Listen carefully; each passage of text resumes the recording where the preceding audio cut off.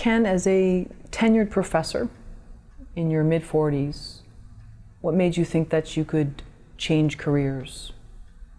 Well, this is America, and you can do whatever you want to do.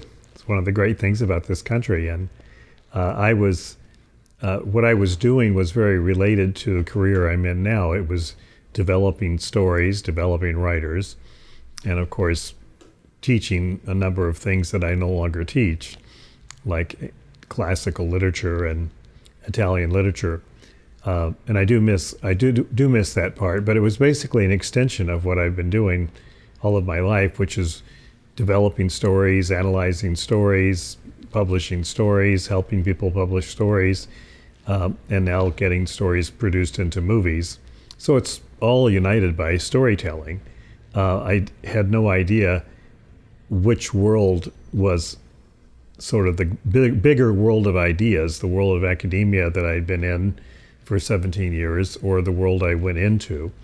And I discovered that the world I went into was really the world of ideas, because it's a world in which people are tracking ideas across continents to find out who owns the rights to a story. They pay lots of money to acquire the story. At least they used to pay lots of money. And they spend millions of dollars to turn the story into a movie. And they're fiercely competitive about the world of ideas. The motion picture business is the jungle of ideas. And it's survival of the best idea and the best business people. I always say it's called show business for a reason. It's not just about show, it's about the business of how stories get developed into movies that the whole world can see. I'm hoping we can go back to maybe right before you made this transition into wanting to be in film. Was there something that happened? Was there just a time in your life, in your mid-40s, where you just felt like, you know what, I want a new challenge? That's a good question, because I've reflected on it all my life since then, and it was actually provoked by my receiving tenure. I actually belonged to a untenured faculty committee against tenure, and one day when I was a Fulbright professor in Bologna, Italy, I got a telegram from the dean of the faculty at Occidental College telling me that I'd received tenure in my absence.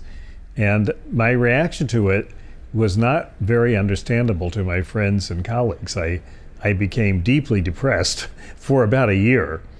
And it took me a long time to figure out why I was depressed. And it was because I'd really never asked to be in this golden cage where nothing can happen to you. It was like the most secure place you could be. And I realized at the time that my father's chief value in life was security. He was a child of the Depression, and security was all important to him. And I had to admit to myself that it wasn't that important to me. I never worried about being secure. I published lots of things, and I was in demand as a speaker and just never had to worry about it. And what my value was freedom. And I didn't feel freedom when under a structure where you had to behave a certain way, and you had to know a year in advance that on the week of October 12th, you'd be teaching Book 8 of the Iliad. And that, it was wonderful to be teaching the Iliad, but to have to know that a year in advance you're going to be somewhere. I now live in a world where I don't know where I'm going to be tomorrow, literally, and it's complete opposite. It's a free world. And of course I realized as I got older that freedom is as much an illusion as security. Both of them are illusions, but it was my illusion. Security was not my illusion. And so I've lived with complete insecurity, but with the freedom to express myself creatively in every possible way, which is what the film business allows me to do. And so that was very exciting to me. Do you ever tell people that if they're looking to be in a creative pursuit, whether it's being an author or screenwriter, actor, that security is something that will probably not be part of what they'll encounter, and to be okay with that? Absolutely. I mean, this is not a career to wish on anyone. You have to have a burning desire to do it, and you have to be willing to sacrifice anything to do it and to persist despite every setback. And I can tell you that this is a business in which, a career in which this never gets easier. I don't care how many movies you've done, the next one is going to be the biggest challenge you've ever faced. The world changes all the time. It's been changing ever since I've been in it, which is around 30 years now. And it never gets any easier, and it never gets any more secure.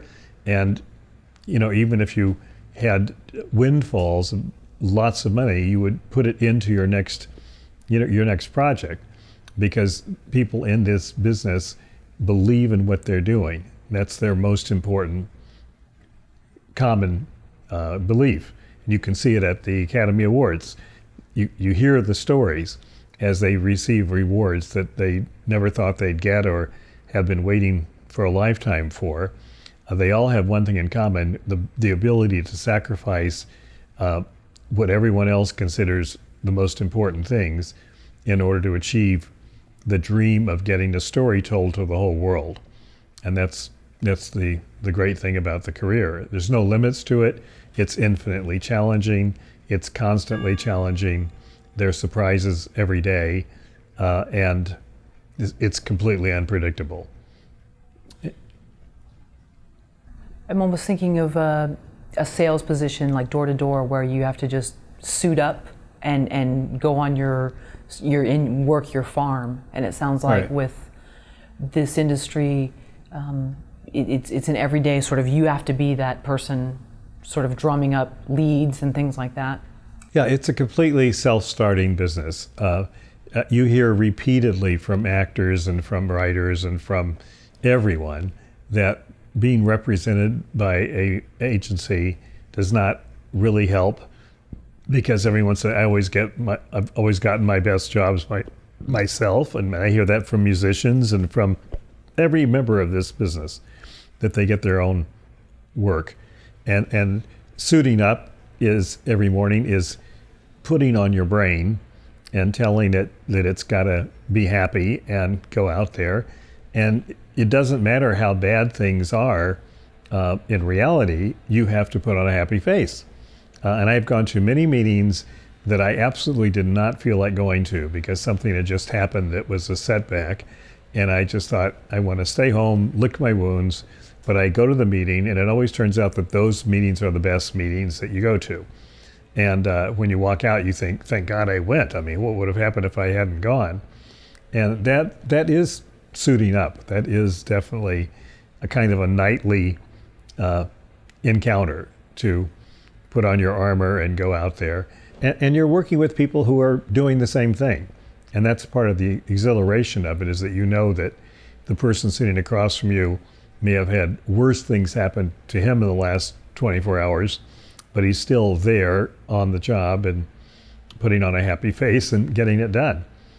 It's very deceptive and seductive when people come here for the first time, especially clients of mine.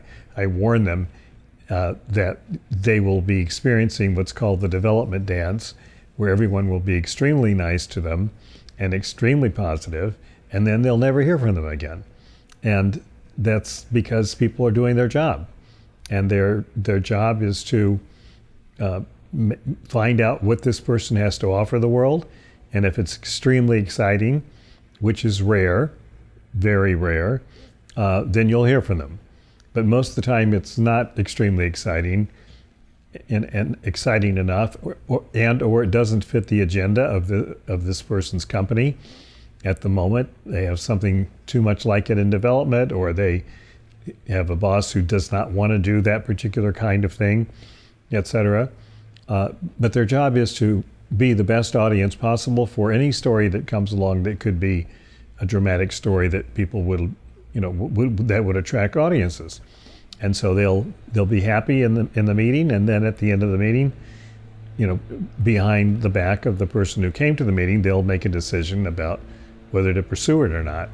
And that's what you're up against. So you are like a door-to-door salesman. I always say there's a great blackboard in the sky that has every no you'll ever receive in your life written on it, and finally a yes at the end of the nose. And the only catch is you can't see it. So what do? You go through the nose as fast as you can. That's the only way to deal with that blackboard. And that's what successful people do in the business. They just keep getting those no's until somebody says yes. What key steps did you take to go from being a tenured professor? Most people would do many things that probably aren't good to be in those shoes, to a movie producer. I'm sure first of all you had to deal with social pressure, people probably trying to talk you out of it, maybe not. But what steps did you take? Well, in retrospect, you can always make it look more, planned and logical than it was at the time. But I ran into a very inspiring man whose name was Norman Cousins, who was the editor of Saturday Review World in those days. And he came to speak in a class of mine at Occidental College, and it turned out we shared a motto that no one else in the world had ever heard of. And the motto was a single sentence by the Spanish philosopher Ortega y Gasset that said, "I think the only immoral thing is for a being not to use every instant of its existence with the utmost intensity." And I had never heard anyone else quote that, but after his talk in my class, I asked him to come to my office and showed him that it was framed above my desk. And so, needless to say, we bonded, and long story short, I asked him, what I should do when I grow up, which I asked male authority figures all my life, basically. And he told me after we got to know each other that I should consider the entertainment business because it was much broader than the academic world, and people could basically do whatever, anything creative you're encouraged to do, basically. And you could find your own way. There are no rules and schedules and all of those kinds of things that we find in academia. And I love academic, the world and the ideas that are exchanged and all of that. But it was restricting, and it was, for me, suffocating, which is a word that means a lot to me personally. It's my most ancient nightmare is being suffocated, and I've never been suffocated in the entertainment world. I've been terrified a lot, but not suffocated. And so he encouraged me, and I thought, well, I don't know anything about the entertainment world other than movies that I've seen. That's it. And he showed me a passage from a book by William Goldman that I hope everyone knows called Adventures in the Screen Trade. And the passage was that the only important rule in Hollywood is that nobody knows anything. And I thought, wow, that's good. It means it's a level playing field. So I set out to learn as much as I could, and I realized that I wasn't 18 years old in the mailroom at William Morris, and I wasn't, infinitely wealthy, and I didn't have relatives in the film business. Those are like the three main ways to get into the business normally. So I thought I just have to be smarter, so I started reading contracts. I remember a producer, I'll never forget, I asked him if I could read a distribution contract, and he said, "Yeah, I can let you read it, but I can't let you take it out of my office. You can go out in the other room and have a cappuccino, but do that." So I read it, and I came back an hour later, and I said, "I'm confused about some things I read here. Can I ask you a couple of questions?" And he said, "Sure." And I said, "This paragraph number 48 in the fine print section at the end says that accounting terms used in this agreement shall be redefined by the 20th Century Fox accounting department at such time, if any, that litigation is entered into among the parties." And I said, "What does that mean?" And he said, "That is not in there." I go, "Yes, it is. Let me show you." I showed it to him, and he said, "I can't believe that that's still in there. My attorney should have crossed that out. He had just signed the agreement." And I said, "Well, they didn't." So I started learning. That's how I started learning, by reading contracts, because I think whatever kind of thing you're trying to do, if it's successful, ends up with being a bunch of contracts. So you might as well start backwards with the contracts. And long story short, while I was preparing myself that way over a 6-month period, I came up with an idea that I sold basically on a wing and a prayer, not knowing how to do it, but it ended up being, within the next 12 months, 16 movies that I was completely in charge of, and raised half the money from Warner Brothers and half the money from a company in Canada. Went up to Montreal and shot them all back to back, meaning one movie ended on Friday and the next one began on Monday. And it was a series of romantic comedies. And it came out of my teaching romantic literature and also teaching publishing, because a publisher was talking in my publishing class.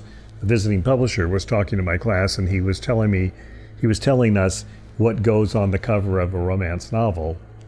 And I realized as he listed the things that were on the cover that he was basically reciting the rules of courtly love that I was teaching in another class that were written in the 12th century by Andreas Capellanus, the chaplain of Marie de France. And I thought, so maybe romance novels that everyone makes fun of are just an extension of these ancient courtly stories, these love stories. And I came up with the idea of doing a series of movies that imitated these love stories and were marketing friendly, because they all had colors, so you could put all the DVDs on the shelf, and they would form a rainbow. So they were all called things like The Rose Cafe, Sunset Court, Indigo Autumn, etc. And we did 16 of them. And by that time, I was fully in the business, because I was in charge of production as a creative production. And within 3 movies, my assistant and I were, we knew what we were doing, whereas we did not have any idea what we were doing before the first movie started shooting. And then I came back to Los Angeles and became a literary manager, because I didn't have resources to option properties. But as a literary manager, you can produce properties by managing the property. And that's what got me going, and ever since then. So that was how the transition occurred, and it was just because I thought of an idea and I didn't know better. If I'd known now if I'd known then what I know now, I would never have sold it the way I sold it.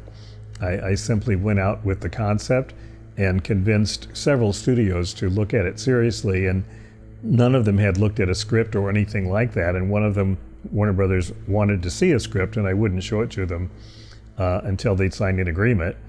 And they ended up signing an agreement in 3 days, and then I showed them, I manufactured the scripts over the weekend by putting out a call to the romance novel community and getting back, ideas for the script and so on. So it was a fluke, and one of the hardest things about being in the business when you've been in it for a while is there grows up this huge accumulation of experience that you have that makes you know that you shouldn't just pick up the phone and call the head of a studio. And I have to overcome that. I just reached out to the head of a studio this morning, but every time I do it, it's like having a 500-pound weight in your hand to pick up the phone, because that's wrong. But somebody like me back then, I didn't know it was wrong, so it was a light motion to pick up the phone and call somebody. And so whenever I get a new partner who's not involved, I always say, don't be afraid to tell me your craziest ideas, because this is a world in which crazy ideas work.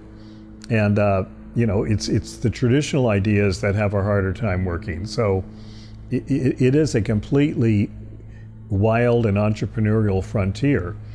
It's probably the last frontier of American culture, the movie business, and it's been changing ever since I've been in it. It constantly changes, from a world in which video cassettes dominated and you could find them everywhere, and to a world in which we're downstreaming from Netflix and Hulu and so on. And the delivery methods have always changed. And what doesn't change, and this is the encouraging thing for writers, is that the need for stories has only gotten greater and greater. With the proliferation of hundreds of channels, they all have one thing in common: they need programming. They need content. And writers are the ones who create the content, the intellectual property. So they should be hugely encouraged. You don't have to understand all the distribution methods. You just need to know how to tell a story, and you're in good shape. Just keep telling stories. How did you learn to tell a great story? You know, I learned how to tell stories on the porch in Louisiana when I was growing up, because I was grown up in the country and born on a farm, and my uncles were all, farmers and storytellers. And we sat on the front porch and told stories. And every conversation started as a conversation, but quickly went into a story. Even a trip to town was a story. Everything was a story. And I noticed, of course, quickly that some people could tell them and some people couldn't. I mean, a lot of stories down there were jokes. And one uncle I had, the minute he started talking, everybody seemed to leave the porch, because he was the dullest storyteller I have ever run into in my life. I loved him dearly, loved to go fishing with him, but don't let him get telling the story, because it takes him forever to tell it, and at the end you can't even remember how it began. But the other uncle was mesmerizing, and you loved listening to his stories, and when he started telling stories, people started showing up on the porch. And I think that's really where I learned, where I realized that this was a basic form of human communication that I wasn't getting in Kansas City, which was much more businesslike, and conversation was for the sake of getting to the next point in the day. And down there, it was a focus in itself. Everyone looked forward to getting up at 4:30 and sitting on the porch for an hour telling stories before the day began, and then reassembling at 7 and telling stories until everyone conked out at the end of the day. So that's definitely where I got the start in loving the power of stories. I mean, I think that those stories changed everyone's lives, and you never forget a story. I mean, you can forget your mathematical equation, and you can forget your chemistry, but you just don't forget a good story. And that's made me fall in love with it from the very beginning. And I've been very lucky, because I spent my whole life dealing with stories. That's all I deal with every day. What 3 things does a great story have to have? What 3 things? Well, it has to have a hook that gets people instantly involved in the story, and that is a huge part of the story itself. And it's got to have a very strong character in the story that you care about. And other than that, it has to have twists and turns that lead to a surprise ending. And if I had to just say 3 things, I guess that's what I would say the 3 things are. Every story needs that, because a story about nothing is not going to hold anyone's interest. And sometimes writers, when they begin their careers, think that if they just write, they can write about anything. But the truth is, they need to write from their heart about things that matter to everyone. And if they do that, you can hardly go wrong. Because stories are really not about words or word choice or anything like that. They're about conveying the power of a character facing a dilemma that you have no idea how he or she will resolve. And when you do that, you've got everyone's attention. And in ancient times, there was a thing called the oral tradition, which I used to teach as a professor of Homeric Greek. The Iliad and the Odyssey were sung, at campfires, and everyone in the culture knew the stories. We're publishing a book right now on Homeric song and how it worked and how it held culture together. And my first book was about those, I call those stories the shield of memory. That it was because of those stories that a person knew how to deal with himself in battle, or when facing an attacking boar, or when facing an angry wife, or when facing pillagers trying to burn down his village. He would instantly think of the story of Heracles, who did this and that, or the story of Aegean, who did this and that. And that's all they had. They didn't have books, for learning. It was all passed along through the oral tradition. And I think stories have never failed to play that role in human life. When you think about it, what's your story is probably the most human response to any encounter. And it goes from the court of law, where the jury is trying to decide which of the two stories do they believe, to a political campaign, where the voters are making that decision, to a first date, where you're going, do I believe his story? I just don't believe it. I can't buy his story. That's the ultimate human turn down. You can't buy the story. And it goes through everything. Advertising is conveying stories that people will, so that people will want to buy the product. This is how humans operate on a daily basis. So to me, it's absolutely amazing that an industry has been created where people will pay millions of dollars for stories, and where stories can basically conquer the world, and I believe unite the world. I mean, look at all the work we're now doing with China in the movie business. I just saw Lara Croft Tomb Raider, the new version of it, where the male lead is Chinese and she is Western. And clearly, as a producer, I'm watching it going, this was a Chinese financed movie, because I understand how it works for the market. The Chinese hero makes it perfect for the Chinese market, and he looks pretty good, but she's the real protagonist in the story, and she's great for the Western market. And she's a woman, so it's all very contemporary, and et cetera. So you see the structure behind it is actually a cultural change, because now the values of the West are being inserted in the Chinese market, with the Chinese cooperating with them. And as I believe, China is becoming more capitalistic all the time, partly through the influence of movies. The audience wants to see individual people doing what they want to do in life and going out there and kicking ass and not being under the thumb of some, emperor or despot. So I think that this is why the whole storytelling thing is so exciting, because it really is a universal experience. The question is, what stands in most people's way of achieving their dreams? So it sounds simple, we can achieve dreams, and there's a million books on it, but what do you think is actually the block for many people? I've written a book called Quit Your Day Job and Lead the Life of Your Dreams, based on my own experience and that of others.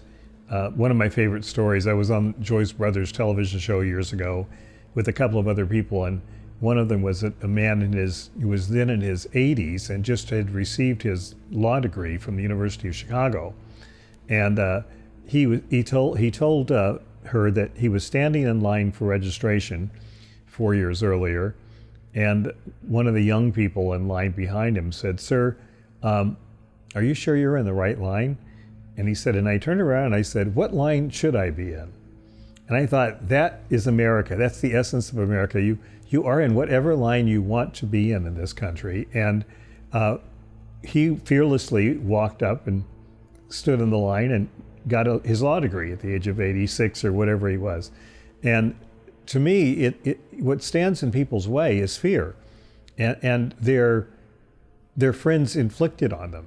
So one of the chapters in my book has to do with distinguishing between friends and friendly associates, because when I left the academic world, I had a few friends and I had lots of friendly associates. I learned the difference when I decided to leave, because I retained a few friends, but most everybody I did not retain as friends, because they thought I was absolutely crazy.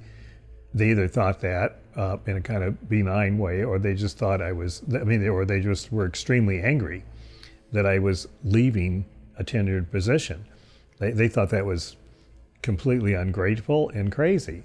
And I could also see that they were fearful about it. And I knew them well enough to know that many of them were envious, wished they could do it, but just wouldn't do it because they're set in their ways.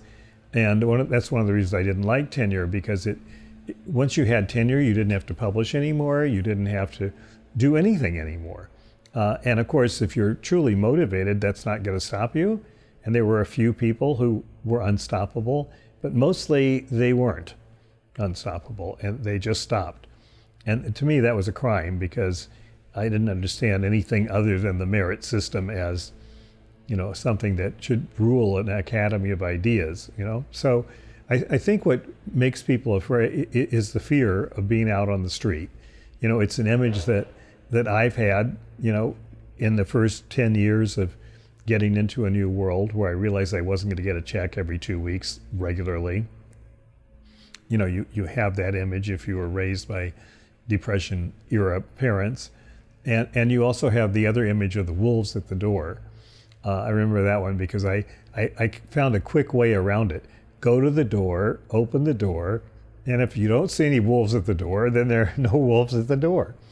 But it is an image that pops into your mind in the middle of the night, as does the homeless image and many other things. But if you're afraid of images, then you shouldn't be in the world of images. I mean, that's what I do, is I create images and develop images and turn them into movies.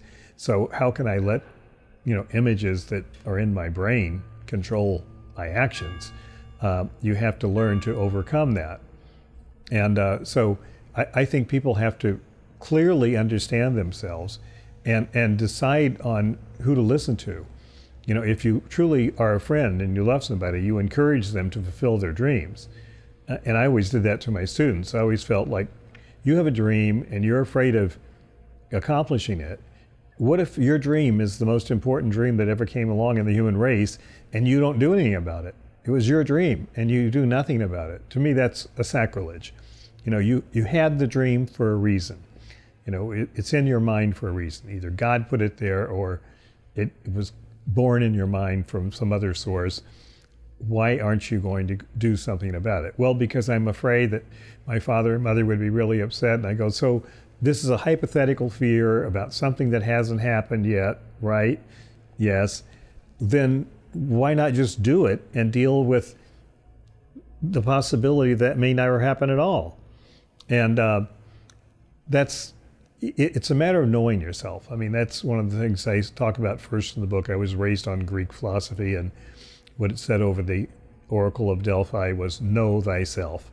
That was the most important piece of knowledge that Plato and Aristotle and Socrates taught. And knowing yourself means you're going to be haunted by this dream if you don't do it. I mean, I've had a partner who said once when her movie was in trouble, maybe this is one of those dreams that should never have happened. And I go, that is complete blasphemy. You say that now, but later you will see that was some other voice talking to you other than your own voice, because you made this thing happen, and you will be proud of that, as she was. And that's, I think, simply fear is the number one impediment to people going for their dreams.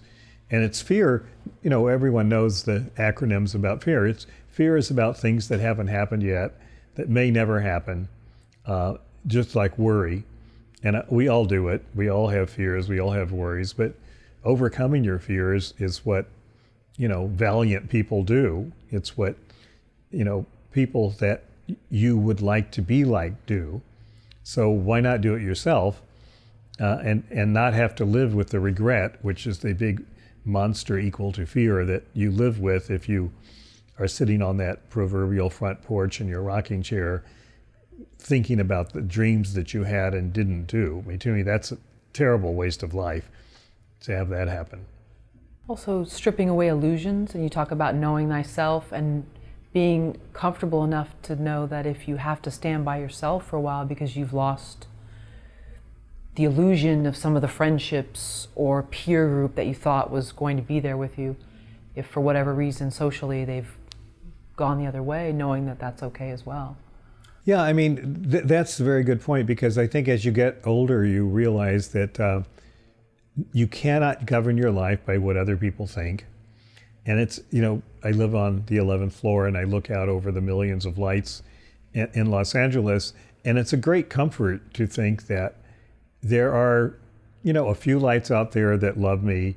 There are maybe fewer that hate me, but there are millions that have no idea that I exist. That's comfortable, and it's sort of the cosmic view of life. When you think about it, you're just one little tiny piece of a massive cosmos that is going about its massive mechanism on its own without any need for you to consult with it, and for you to be worried about what some other person somewhere else thinks about you is a complete waste of your energy in every way. Your job is to do what your dreams tell you to do, and to do it with all your might, the way the cosmos does. And what other people are saying and thinking and doing, first of all, because most of them are not spending any time thinking about you at all, could care less what you do or don't do. Most of them are thinking only about themselves. So that's a natural condition, and why should you be any different? If you have a dream, just do it. And if you're the crazy painter that has been turning out paintings in the garage down the street and everyone thinks you're a crackpot, but then they learn that you sold one of your paintings for $1 million and now it's going to be in the Louvre, suddenly they go, I always knew that gal was a genius. She really had talent from the very beginning. People change instantly, which shows how much value their opinion really has, right? And that's why I just think you've got to really listen to yourself and not listen to everybody else. And the few people, you can tell your friends, because the ones that support you in doing that are your true friends. And if the person who's not supporting you I've had several clients in my career whose spouses did not support them. And, my advice is divorce your spouse. I'm sorry. I take this seriously. This is a profession. This is a vocation. And if, someone close to you is telling you don't do it, it's selfish. You need to get somebody else close to you, who will encourage you. Because all the monumental great things in life, I think, are done by people who go for it and who are not afraid of taking a chance, and who are therefore supported by a few true friends, or loved ones who tell them to do it. It's I have many examples from my own life, but when I decided to leave the tenured position, my daughter was a junior at Columbia, and one thing that would be jeopardized would be her senior year at Columbia. And I brought her up to Montreal where I was shooting movies, and we had a long talk about it, off set. And she said, Dad, you absolutely have to do this. You have to do it. Don't worry about that. And of course, that problem got solved and didn't end up being a problem, but it was a concern. But she had no concern for it. And that's how I know, who my true friends are. And that's how you would know, too, if you decide you want to do something. Listen carefully to what the people around you say. Because when people are telling you no, they're expressing their own fears. And some of it may be good-hearted. They're afraid that the things they fear may happen to you. But if you're willing to take the risk, don't let them influence you, because they're not taking the risk, unless they depend on you. And then you have to figure that out. And I did certain things when I left that career to make sure that those who depended on me would not, end up being left without resources. So I did what I had to do to make sure that happened. And then once I did that, my conscience was clear, and I was able to embrace it fully with all the risks that it entailed. And I, no regrets, even though there were some very dark times. And there are always ups and downs in a business like this one, and in a career that is bereft of security. The other side of that coin is that as much as security is an illusion, rejection is also an illusion, because you can take as many chances as you want. I constantly hear people tell me, even on the phone this morning, you only get one shot. That was the distributor telling me, we only get one shot. And I thought, well, okay, maybe that's true for you, but I get as many shots as I want to take. And Hollywood is, first of all, doesn't exist. What is Hollywood, right? It's just a concept. But in reality, the business that I'm in, all you have to do is tell somebody, I've got a great news story, and they are all ears immediately. They don't care that it's been 10 years since you talked to them. You spend a few seconds in chit chat, and then they want to hear the story. So you can take as many as many chances as you want to take, unless your own psychology disallows that, because it wants you to get depressed and go into a coma of unhappiness and take rejection seriously, etc. I just don't have time. One of my essays is called The Waiting Room, and it's about what you do while you're waiting for an answer on a creative project. Well, you don't wait, you do something else.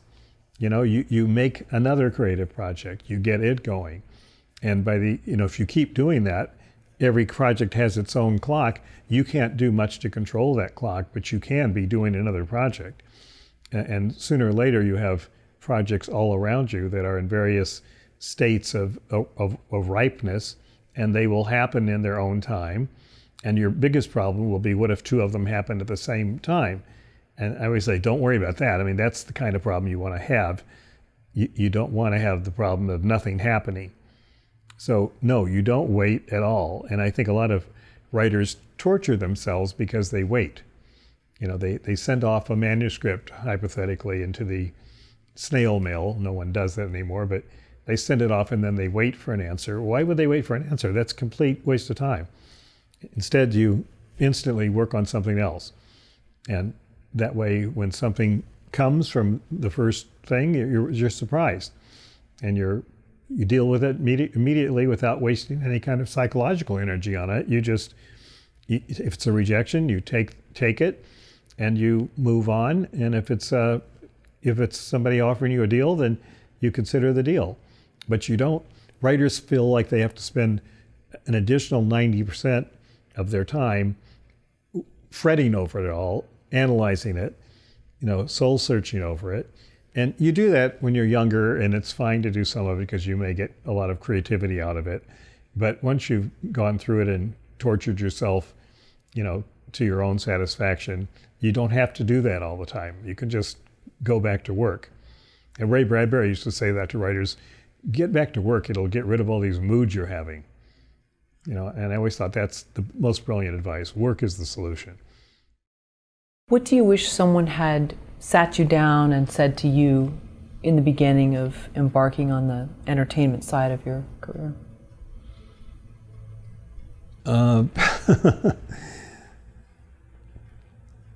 Don't waste your time. I wish somebody had told me, don't waste your time, because I've wasted some time in my life, believe it or not, despite what I've said about not wasting time and not waiting. And I think that's maybe the only advice that I would have liked to hear. But they also try to put you in a niche. Like I was constantly told, find your niche. And I founded a magazine once called DreamWorks, and it was about the relationship between dreams and the arts. And it was an interdisciplinary journal with Ursula Le Guin and Joyce Carol Oates and John Foles and Carlos Fuentes on the advisory board and many others. 20 people of equal stature. And it covered all the arts. And I was told by one publisher it was too general, you need to find a niche. But another publisher accepted it and published it for 10 years. And so listening to the advice of someone telling you to find a niche. So the reason I'm fumbling about the answer to your question is I really never had that issue in my life of what I wish someone had told me. I kept finding people that I respected who told me the exact right thing that I needed to hear. And one person around this whole issue said, what's remarkable about you is your diversity. Never give up your diversity, no matter what. And that piece of advice was the most wholesome piece of advice I could have received. And it was from a person I respected tremendously. So I never really had that question of what would I have liked to hear, because I did hear it. And it meant that I wasn't afraid to go into feature films with the major studios, into independent films, or into television. And I, produced movies and projects and all those places and categories because I never let anyone stop me from being diverse. And I thought that I needed that piece of advice and I got it. Diversity is something that I've always been in love with because when I was in college, I was an English and classics kind of double major because I couldn't decide, which one to go for. And when I heard about comparative literature my last year at Georgetown, I thought, this is perfect. It's the study of different cultures, and it's about putting things together. So I've written crazy pieces like comparing Wallace Stevens to Petrarch and, Dante with Joyce and so on. And that's what I just think is the most interesting thing, is when you juxtapose two things or three things rather than focusing on one thing. And that's one of the things the academic world annoyed me about sometimes until I discovered comparative literature and took that degree at Yale and then ended up teaching that. And I think that the rest of my life has been an extension of working in more than one discipline. I mean, in addition to movies, I'm very involved in books. I've just finished another book of my own, and I publish books because 4 years ago I realized that I was having a hard time after selling books to New York for 20 years or more and having nearly 20 New York Times bestsellers. I realized that because of all the conglomeration that was going on among the publishers purchased by large corporations around the world, there was no longer much chance for a young new voice to be published. What they're looking for is established brands. And, the old joke that Stephen King could publish, the phone book with his name on it. And that's just the way it is in this, huge country where marketing and branding is what it's all about to get the attention of this 300 million audience. So I came up with the idea, and what was happening to me is because I couldn't publish things as easily as I could before. I published 250 books, sold them to publishers, and I could take those books to Hollywood and sell them to Hollywood. So I no longer had books to take to Hollywood. So I decided to start my own imprint, Story Merchant Books, which I did, and that was, 5 years ago, and we've published over 200 books now. And I now take them to Hollywood and set them up as series or set them up as movies. And no one seems to mind that they're not Random House books. They don't even look at the publisher, basically. They listen to me pitch the story at lunch, and then they take the book home and read it. And so I've always been involved in, it's sort of like comparative situation because I've got New York publishing and Hollywood, and I've used them back and forth against each other. One time, because Hollywood has this huge respect for books, and New York has this awe of movies, primarily because of the marketing money associated with movies that they can then ride along with when they republish the book. So I'm hoping to have a big auction coming up soon on a movie that's appearing this summer after 22 years, called The Meg from Warner Brothers. And we sold it 22 years ago. That's how long it's been. We developed it through one of my companies and then sold it to the publisher, and then we sold it to a studio.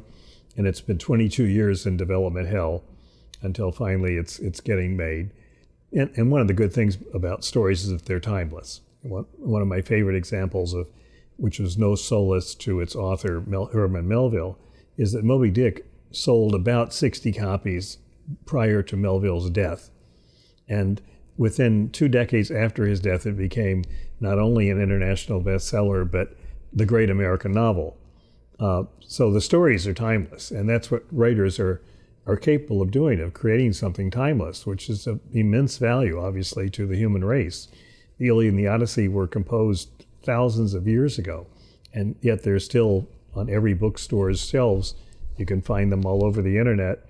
And so the power of stories, I've always loved the fact that a story grows up can be a book, or same story can grow up and be a movie. We once had a screenplay that I loved that won the Nichols Award, one of the highest, awards in the business, and it was placed almost at the top, not quite at the top. But I read it, loved it, tried to sell it to the studios. They all thought it was too original. They didn't know who the author was, and they ended up passing. So I told the author, let's turn this story into a book. And so, long story short, we did. And I sold it to a major publisher. And within a couple of weeks of selling to a major publisher, we had an auction in Hollywood and sold it to a major studio. And it went into development. And we've done it kind of the opposite way. As somebody was starting to write a project in one form, and I told him to write it in the other because of a random conversation I had with an editor. And she thought it sounded like the best novel she'd ever heard. And he wasn't a novelist, but long story short, within 3 months, he wrote a novel and we sold it, and then sold it for $1.2 million to, a major studio in Hollywood. So I thought, that's my comparative literature background, that the idea of having two different worlds to put together and recognize how you're related to each other. I learned that there are wormholes between New York and LA because when I was just beginning to shop the novel in the second case to New York, I sent it to only one publisher, which is the person that told me it sounded like a great idea.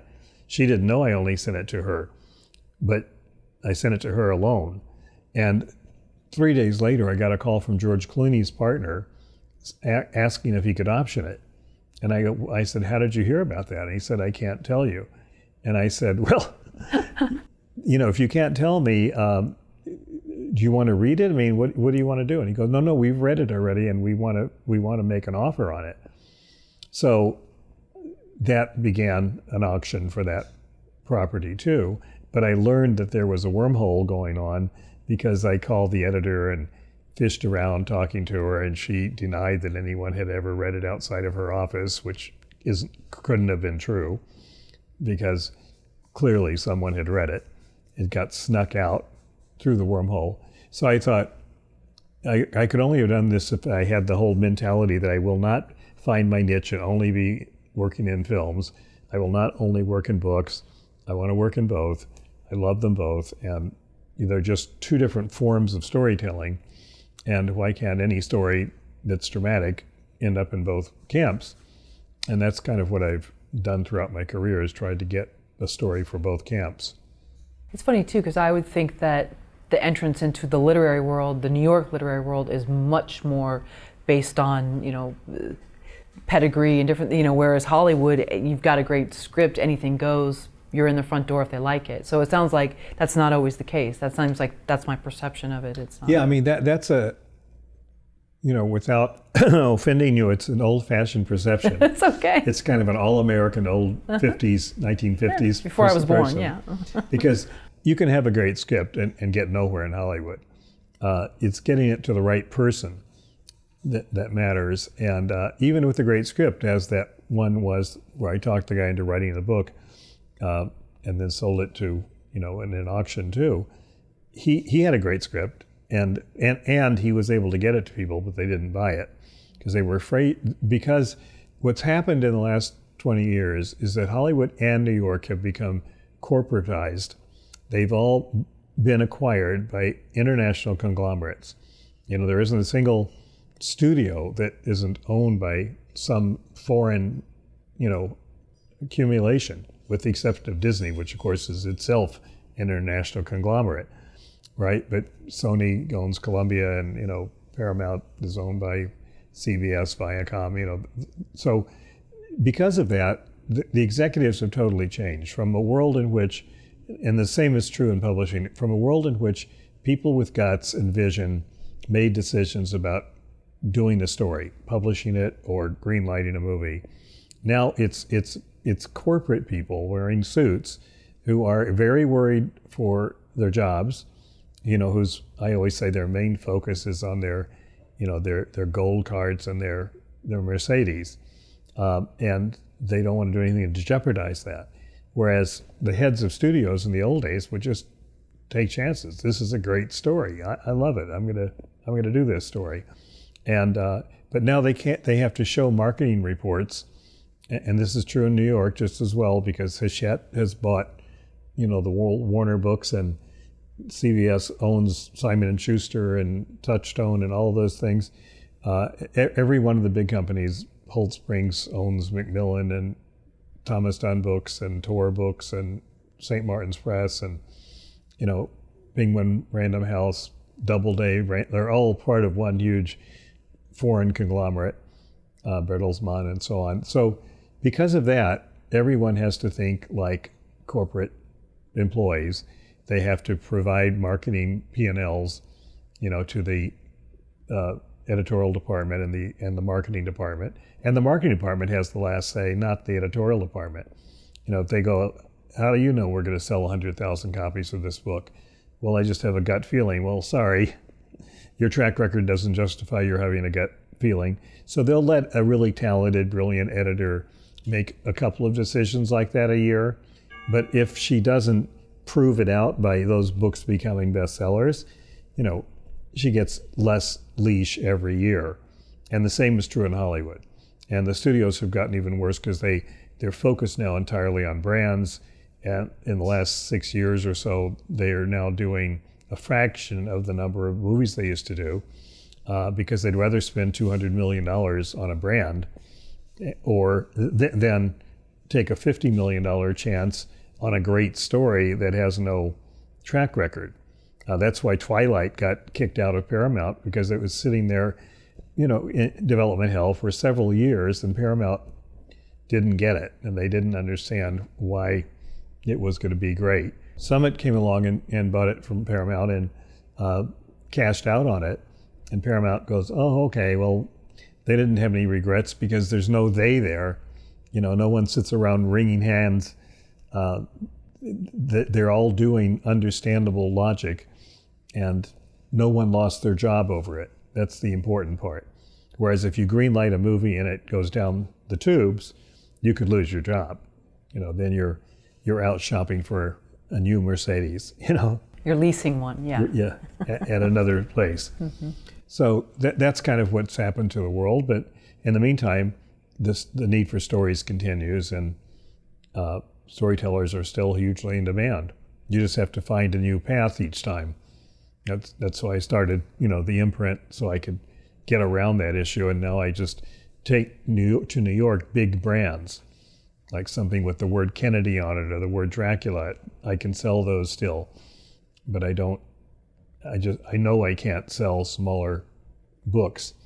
I'll try sometimes because I love the book so much, but invariably it comes down to better publish this ourselves. One of your many books, Ken, is Right Time, right? Mm-hmm. And so you say that the world can be divided into two people, productive people and non-productive people, and that you say productive people have a love affair with time. So I would love to know what makes someone on the right side of time, whereas what makes someone sort of time as their enemy.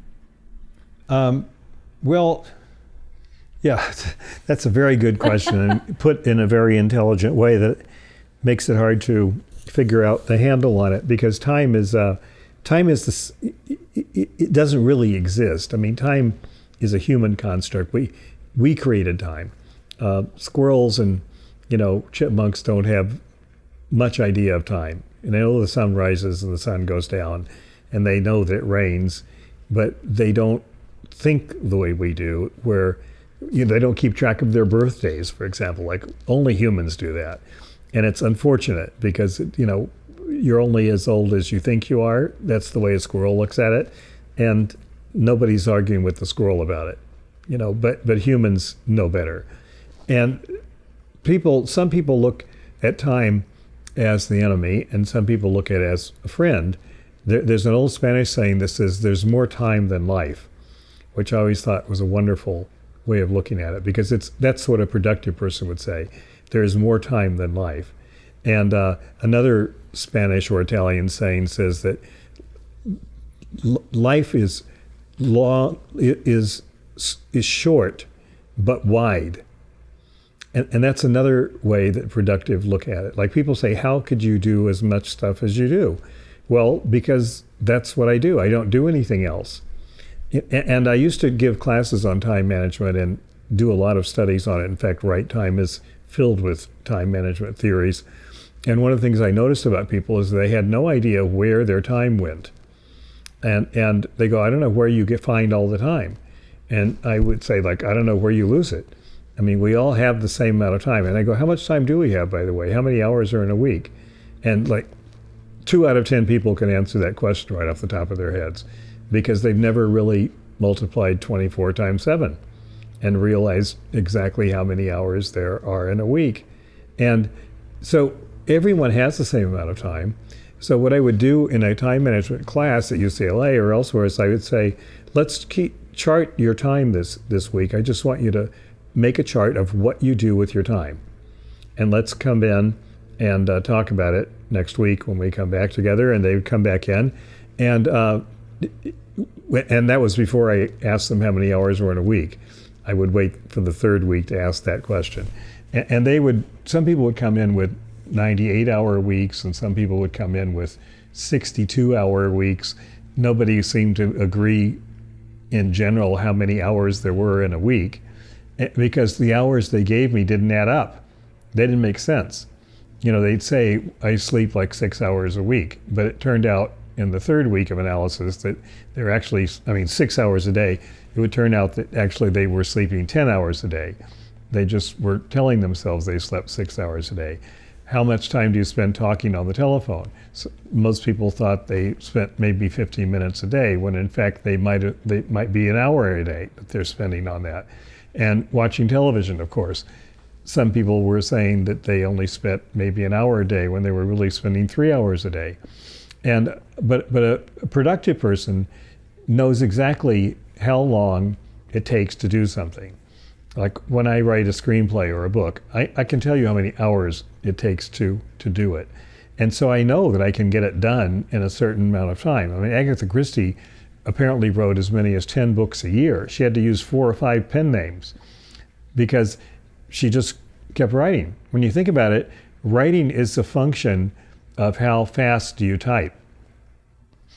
Because if you have I always say in my writing book, including that one, I always say, if you make it a rule not to sit down to write before you know what you're going to write, then you'll never waste any time and you'll never have writer's block.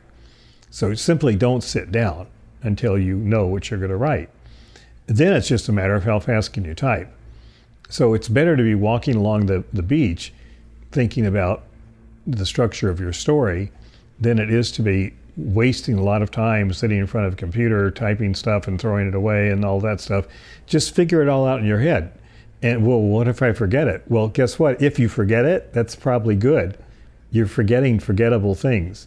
You won't forget it when it starts getting really good, because then it'll do what Faulkner said, it'll start haunting you and you won't be able to forget it. And then you'll just write it down. William Samourian was asked once how long it took him to write The Human Comedy, because somebody had told the journalist that it took him 3 days above drugstore. And he said, no, it took me all my life to write it. It just took me 3 days to type it out. And that's, so if you're productive, you've already figured out that there are certain things that are completely unproductive, such as sitting in front of a blank screen trying to figure out what to put down next, and other ways to do things that make you productive. And productive people don't waste their time. As I said, when it comes to waiting, you don't wait, you just do something else. You, what I call it, rotate from one thing to another, so that you have new energy constantly all day because you're switching activities. And when you switch to a new activity, you have new energy just because of that, but you're also pulling energy from the previous activity that's kind of pulling you back and wanting you to do more on it. But that's good. Instead of listening to it and going back and doing more on the previous activity, it's better to have that kind of little anxiety going on there, because then the next time that activity gets a chance at your time, it'll be ready and it'll be more productive during that time compartment. So I think that's the whole difference is between productive and unproductive people have never figured out how to use time. They don't even know how to measure time. And they confuse things. There are two functions in life, or two entities that we deal with. one is time and the other is work. And one of them is eternal and timeless and endless, and the other one is not. But people get it wrong. The one that's timeless and endless and eternal is work, not time, unless you're God, But if you're not God, then guess what? You have a limited amount of time. And the only problem is you don't know what the limit is, but that doesn't matter because you just have to operate anyway.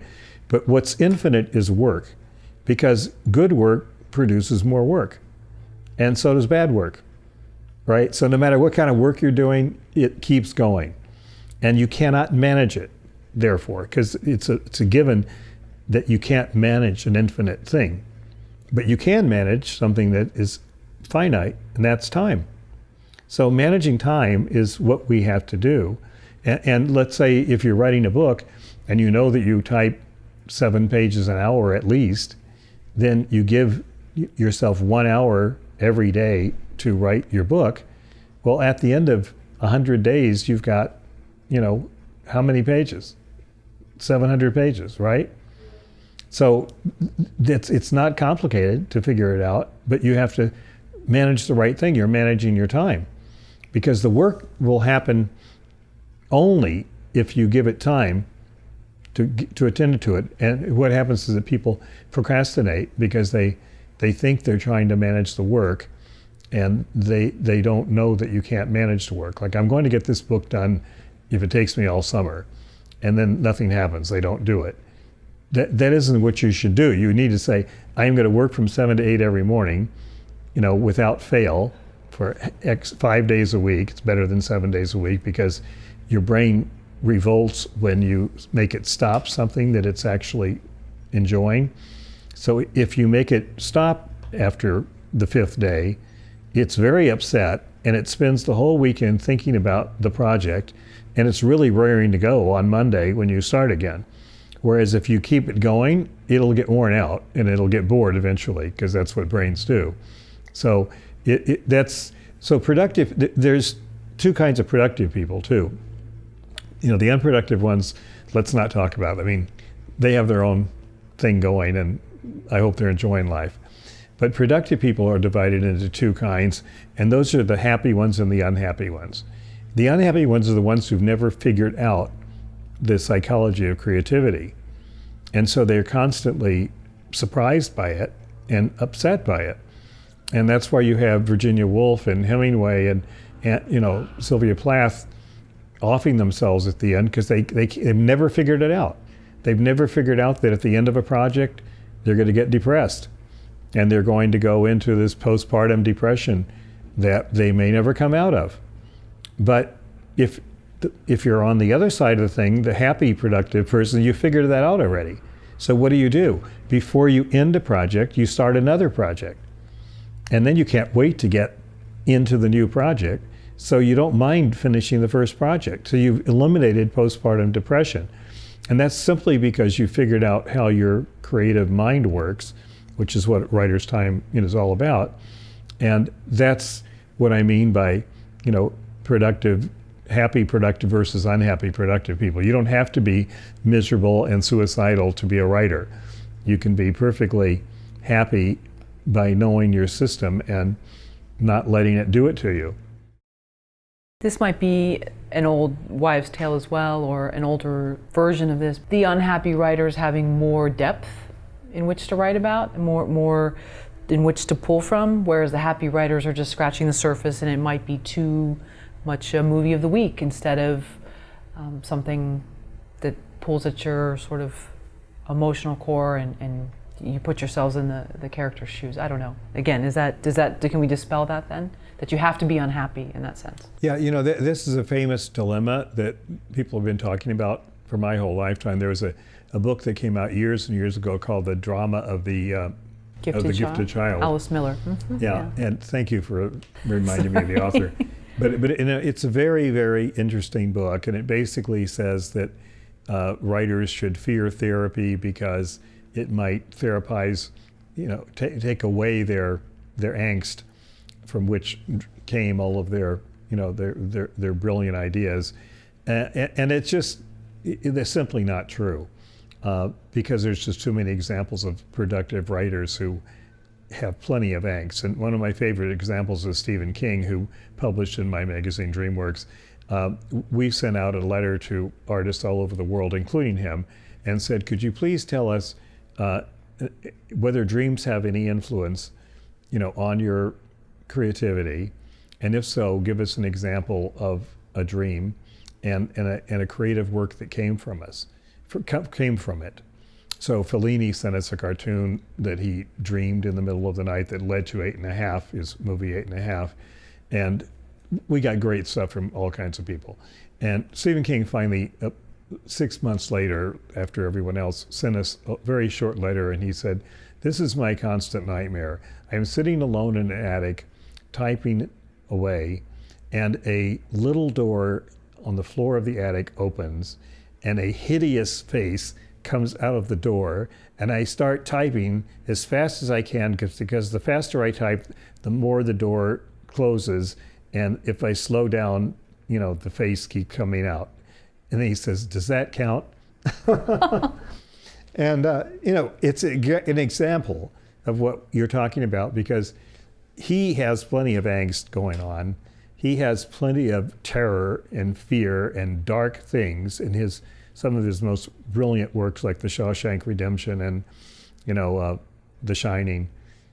And he's not an unhappy writer. Like he knows that he needs to put the time in every day. He's figured it out, and he's prolific, and so on. So there are just too many examples of balanced writers. Let's call them mentally balanced writers. One of my favorite statements from the world of art is Salvador Dali said one time, the difference between myself and a madman is that I am not mad. And I love that, because only an artist who knows how close sanity is to insanity knows what that means. Like he's one of those madmen who isn't mad, whereas a lot of other bad men are mad. And, okay, they kill themselves or they kill somebody else or whatever. So it's all about knowing yourself. I mean, it's all about figuring out how your mind works and proving it and testing it until, before you know it, you look back and you go, my God, I've written, all these books, I have all these things going on, and I don't think I'm crazy. And on the other hand, I don't think I'm sane either. It's like you just figured it out. And so it doesn't mean you're not having dark spells. It's just that you kind of look at your dark spells from the outside instead of from the inside. It's very common in meditation and yoga to understand that you can either be inside yourself all the time and drive yourself crazy by letting your mind run it, what's going on, or you can stay above your mind and look down on all these thoughts going by and all this stuff and recognize that you, the one looking, is in charge, not all the thoughts.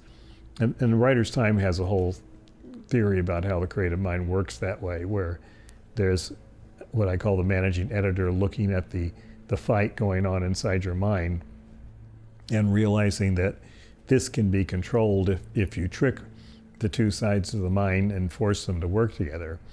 That's kind of what it's all about, to become productive and happy at the same time. And it seems to work for a lot of people. Can any book be made into a movie? Any book? Any book. No, I don't think so. Like an instruction manual? That's been done, though. People have made instruction manuals into movies. But no, not any book. But what makes the movie is absolute drama. You have to have drama. And I'm not talking about a bad movie. I'm talking about a good movie, a movie that people will not, fast forward through or switch channels on. So to make a worthy movie, a book has to have drama. And that means it has to have a very clear 3 acts, beginning, middle, and end. And what defines the beginning is something that hooks the audience into the story so that it will not abandon the story. And an ending is something that makes you leave the theater or turn off your television very satisfied with the way the story ended. Whether it's happy or sad isn't the point, but it's satisfying, like the end of Witness, where we realize that the lovers cannot stay together, even though we want them to, because it just wouldn't make any sense. And the way the last shot is Peter Weir taking a long time to let the car drive down the lane away from the farm onto the road, it's such a long shot that it gives you a chance to go through your head and think, oh, come on, slow down, turn around, make a U-turn, or run after him. And none of that happens because your mind is now going, you know what, that wouldn't make any sense. This is sad, but it's got to end. But it still was beautiful. And that's good drama and good movie making. And the middle has got to be something, it's the hardest part for any writer, it's got to be something that keeps you there, meaning filled with twists and turns and reversals and unexpected events and so on, so that you don't want to tune out. And that's what, if a book can do that, then it can be a movie. And if a book isn't doing that, but has potential, because it has a strong protagonist and a strong antagonist, that's where a treatment comes in. You write a treatment and fix all the problems with the book in the treatment and pitch the treatment. I've sold a number of movies based on a treatment because the book had problems, and I almost wouldn't let the buyers read the book, because once they said they want to do it, I go, okay, let's just go with the treatment, please. But at the end, if they're ready to sign, they have to look at the book, and then they'll say, I see what you mean, but the treatment solves the problems. If the middle's not dramatic enough. Most especially a problem that happens with novels is that the ending is not powerful enough and clear enough. The third act is not clear enough in many novels, where you don't see that there's a turning point that goes from Act 2 to Act 3, because the editors in New York are not as demanding as audiences are in a movie theater. They don't really look for turning points the same way an audience does. And there are exceptions to all this stuff. None of it is rules, but basically a 3-act structure needs to be there, and it has to be dramatic. All 3 acts have to be dramatic, and you have to have a protagonist that you can relate to. You don't have to like her, but you have to relate to her. And you have to have an antagonist who is worthy of her and is in every way as strong as she is, because otherwise the ending is predictable. And the stronger the antagonist, the stronger the protagonist, and the stronger the story is. So I hope that answers the question. But books that have at least some of those elements can be turned into movies. I used to have a class that is called Designing Your Novel to be a Film, because the best place for that to happen is on your original drawing board. Make sure that when you design your novel, that you include these things in the novel. And that way you won't be disappointed when nobody wants to make it into a film. Why does a book fail to become a movie? If somebody wants to adapt a book and they think they buy the rights, whatever it is, and just somehow doesn't translate, doesn't work out. Well, there are hundreds of reasons why that can happen, but they come back in categories that you get used to. Every book that's submitted to Hollywood is what's called covered. And in my various webinars, I talk about coverage, and coverage is an industry term for a story report, where a reader in the story department of a agency or of a production company or a studio or any part of the business, where stories go to be covered. And they're covered because the executives who make the decisions can't possibly read all the stories that come in. Too many things are submitted. Too many stories are submitted. And in the coverage, it covers every single part of the story, from a one-line pitch of the story to the genre of the story, the category, the length of the story, the quality of the writing, the dialogue, the characters, supporting characters, main characters, supporting characters, plot, etc. So you get a full report in 4 or 5 pages that analyzes the story, and it ends with a recommendation: pass, consider with development, or accept with development, or just accept. And accepts are extremely rare. I mean, probably 1% to 2% are in that category. And the reason that most books are turned down, I've already mentioned some of them, but has to do with not clear who the protagonist is, not strong enough antagonist, too many characters, if you can't figure out what's important, what's not important, too much repetition. The dialogue, the characters don't sound different from each other, they all sound the same. And we all know from literature graduate school that one of the common questions that you asked is, you're just given lines of dialogue from plays and asked to identify the character by one line of dialogue. Because the great playwrights make their dialogue characteristic to each character. And Lady Macbeth would not be sounding like Juliet. There always be clear who's talking. And that's another reason for frequent turndowns. The audience isn't big enough. A story about Latvian Americans in a small neighborhood in Detroit, may get made as an indie movie if somebody like Meryl Streep wants to be in it because she's Latvian, But other than that, the chances are that Fox is not going to develop it because they're looking at audience appeal. They're looking at demographics. So any of those reasons and all of those reasons are reasons why a book gets turned down. Sometimes a book is too internal, and screenwriters struggle with it, but they can't figure out how to externalize the constant thinking and philosophizing of a character. There are examples of books that have done that well, like The World According to Garth, is an example, but they're usually internal stories are very hard to turn into films. And what happens is halfway through the attempt to do that, you realize you're inventing all the dialogue, and then and therefore how true is this movie to the book at all? Is it even the same book? Because if the book did everything internally and you're inventing all the dialogue, you know what I mean? So there are a lot of reasons, but they all have to do with drama. Drama is about scenes, and the scene is a place and time in which there is conflict. Two forces come together in conflict, and the conflict is resolved. And that scene is the unit of drama. And if the scenes in a book are not clear enough, scenes are very distinguished in books. I mean, in Vonnegut, for example, his scenes can be 2 sentences long. In Faulkner, his scenes can be 20 pages long. But still, there'll be clear scenes. My favorite example, I think the shortest story in American literature goes like this. Have you lived next door to a man who's learning to play the viola?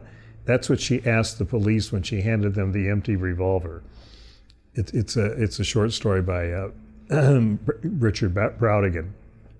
And but there's a whole scene, right? A whole story, a whole scene told in a couple of lines, and just as tour de force to show that you don't need a lot of words to make a scene. We get it right away. And that's, drama is a scene like that. And there are two components of drama, as I talk about in my various books. I mean, one of them is action. She hands them the empty revolver. And the other is dialogue. Have you tried living next door to a person learning to play the viola? Those are the two components of action and drama, dialogue and action. And dialogue like, good morning, how are you doing today, is not dramatic. And yet many novels are filled with it, with that kind of dialogue. So the great novelists that have been made into great movies have vital dialogue that is really action dialogue. Like it's a line from Hemingway that I love to quote in creative writing classes. These two people sitting near a train station, and at one point she says to him, would you please, please, please, please, please, please stop talking? And that's a great example of a piece of dialogue that is pure action. you know that there is no hope for their relationship after she says that. And it goes on to say, the man did not say anything for a moment. Then he asked, would you like a beer? and we know, it's all over between them. But there's an example of how great dialogue is, like from Chinatown, my mother, my sister, my mother, my sister, my mother, my sister. Remember that? You say, tell the truth. And she keeps saying the same thing over and over again until he finally realizes that she's telling the truth. And that's when you have, you know that the writer knows what he's doing. And it's why screenplay writing is so much more difficult than novelists, because there are the harshest rules in writing screenplays. And the harsh rule really is only one harsh rule. Every single word in the screenplay is connected to every other word. And in a novel, that's just not true. I mean, you can't, in a 600-page novel, that just can't be true, and it isn't true. But it is true in a screenplay, because if you say a word and the audience, leaves the theater and they loved it otherwise, at the bar they're going to say, but why did he say that one thing to him? Like it made no sense. Take care of yourself. Why did he say that at the end of that scene? And they won't let go of that until they figure it out. And if they can't figure it out, then they go, there's something wrong with that story, because it's all, like you can't focus a camera on a red hat in a movie without making that pay off later. And that's just not true of novels. For one thing, novels kind of float in the air of the reader. As you read the book, you paint pictures in your head, and movies are much more demanding than that, because they have to make decisions. Like, what does she look like? And you have to cast her with the right color hair. And one of the most famous lines in history is from the Iliad, when everyone knows Helen of Troy is supposed to be the most beautiful woman who ever lived, right? But Homer is not going to deal with that, because that's just impossible. So what happens is, it says, when she appeared, he says the elders of Troy were standing on the walls of Troy, chattering like locusts with each other, until a hush fell among them as Helen appeared. And one of them says, terrible indeed is her likeness to that of an immortal goddess. And that is the entire description of Helen of Troy, which, can't be beat, because it leaves it completely to your imagination what she looked like. And he wasn't about to say she was, 5'2", red hair, blue eyes, etc., which immediately will kill her beauty in some people's minds. And so that's why drama is so much more challenging. It's the ultimate expression of storytelling, and it's why movies are, hugely powerful instruments around the world. Correct me if I'm wrong, I'm sorry. Was All the President's Men an adaptation from Woodward and Bernstein's book? Okay. Yeah. The dialogue in that and the running, I just remember in so many scenes they were running, and can you talk about that script in any way? I'm not as familiar with the story as with the script as I'd like to be, because I'd like to have recently read the book and the script. But one of the things that you do in a story like that is you add the running, because there probably isn't a lot of running in real life. Right. These journalists are probably too heavy to be running. and they don't look like Robert Redford probably either. Yeah, well, some of them might, but they're not, But I think that's what the big challenge, like Spotlight is an example. They took a lot of reporting from Boston Globe and turned it into a dramatic movie that covered, collapsed many years into a few years. You have to take those liberties, and that's why you end up saying inspired by a true story instead of based on a true story, etc. I've been through that many times, but adding action, adding drama is what you have to do. Right, in the scene in Spotlight where Stanley Tucci, you don't see him yet, you just hear him yelling at his assistant, and so I think something's thrown, and then the look on Mark Ruffalo's face, and that right there is enough to kind of set the stakes. Exactly, great. And it's good drama, because it involves the audience immediately, because you don't see what's happening, so you see a reaction to what's happening, so you have to figure out what's happening. And one of the common mistakes that younger writers make is that they patronize the audience by explaining too much, by thinking that every single thing has to be, there. And when I always say that when you're editing, like the top 10 rules of editing are all the same. Cut, cut, cut, cut, cut, cut. Because when you're in doubt about whether you need something, that alone is a reason for cutting it. Just cut it. You don't need it. The audience will make the jump and will fill in the blanks. And if you don't let them fill in the blanks, it's called painting by the numbers, then you come across as patronizing to the audience, and they get bored. They don't want to hear every detail. You don't have to say Your Honor in a court scene every single sentence. Or you don't have to say the character's name every time you talk to the character. I mean, people get that out of their system after 10 years of writing, but at the beginning, you don't know where the lines are. And the sense of the audience, I mean, one of the things I like to talk about is the psychology of the audience. Like, it's not the psychology of the author that makes you read a book. You don't care about that.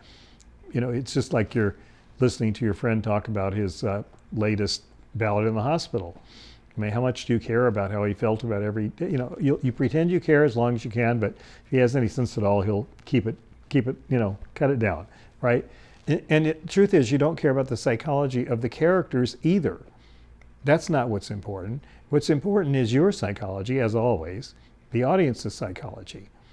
And that's why Hitchcock and Peter Weir really know what they're doing. That drive away in Witness is one of the most brilliant parts of the film because of the length of the driveway. So it was a location choice. He's telling the location manager, I need a place that has a long, long, long driveway that will give me a 60-second tracking shot. And in The Birds, when the heroine takes this flashlight without even testing whether it works or not and starts heading up the wooden steps because she hears rustling in the attic, that is the longest walk up the steps you've ever seen in a film, because it is so stupid that the audience needs at least 3 or 4 steps to get it out of their system, saying, oh, come on. Why is it every actress, and why does she have to have white underwear on? And why is it always at the end of a horror film? And why doesn't she test that, So once you get past that, okay, now she's on the middle step. And then you go through like, oh my God, why is she, this doesn't make any sense. I can't stand this. I don't want to watch this. And then a few more steps. And by the time she gets to the top step, you're ready. Like, okay, I paid to get scared. This is it. And that is using the psychology of the audience. That's the timing that the audience needs to get into the exact right mood. It's just like the speech in Julius Caesar where Mark Antony comes up after Brutus's brilliant speech on the corpse of Caesar, and Antony comes up and praises Brutus's speech and calls him the Honorable Brutus. And by the end of his speech, he's turned the entire crowd against Brutus, even though they were all cheering for Brutus at the beginning of his speech. He takes the psychology of the audience and twists it around in a way that, you can see it coming, but you don't care. You just want to go there with him. And it's not about nobody cares about Antony's psychology, and nobody cares about Brutus's psychology there. That's not important. And nobody cares about Shakespeare's psychology because nobody knows what his psychology is. They said, the greatness of Homer and Shakespeare, that they themselves were nowhere to be found in their work. Their characters were everywhere. And the characters speak directly to the audience. And that's the hardest thing about writing, is figuring that out. What are the biggest mistakes you see new screenwriters make their first screenplay? You mean literarily or? Structurally, dialogue, character, length? Because the biggest mistakes they make is usually their personalities, but of the actual writer, or? Yeah. Oh, okay. But that aside, I think the biggest mistake is over-explaining and not knowing how to tunnel the background of the story into the story instead of laying it out. Like, we just developed a brilliant screenplay for the last several years in which the opening conversation just is not convincing because there is no other explanation for the words in the conversation other than explaining to the audience what's going on. And that's a hard to avoid mistake, because you know you've got to explain what's going on. But if you do it overtly, the audience is going to not believe the dialogue. They're not going to believe, they're going to not be able to suspend their disbelief. So you have to sneak these things into the story at times when they're needed, and not too much too soon. One of the common mistakes, I think the root mistake beneath that mistake is thinking that the audience is not as smart as they are. It's looking down on your audience. Because respecting the audience is essential to good storytelling. You have to believe in the audience.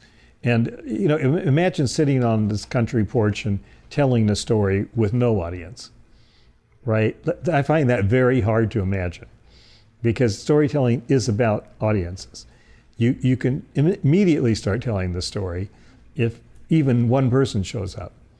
But sitting there and telling it by yourself, that isn't what a story is, right? So if one person shows up and it's Jackie, you're going to tell it differently than if Sally showed up first. And if Sally and Jackie are there together, you're going to tell it differently than you would have to either one of them by themselves. That's just the nature of human communication. So not respecting the audience or not realizing that it's all about the audience is probably the biggest mistake. And it takes a while to get out of that mistake, because the only way to get out of it is through constant feedback that tells you it's not necessary. Because somebody told me once, like, an editor is the person who tells a writer when to stop writing. And I thought that was actually a lot of truth to that, because how's a writer going to know unless somebody says you don't need that? And I think that is often the case with first screenwriters, is they put a lot of things in they don't need. We need much less than you think we do. We don't need a scene to come to an end. It's okay to cut out of it. I mean, writers are constantly have a great line at the end of a scene, but then they add a couple of more lines. They're insecurity lines, they call them. So we instantly just cross them out because they already had a great line. That's the end of the scene.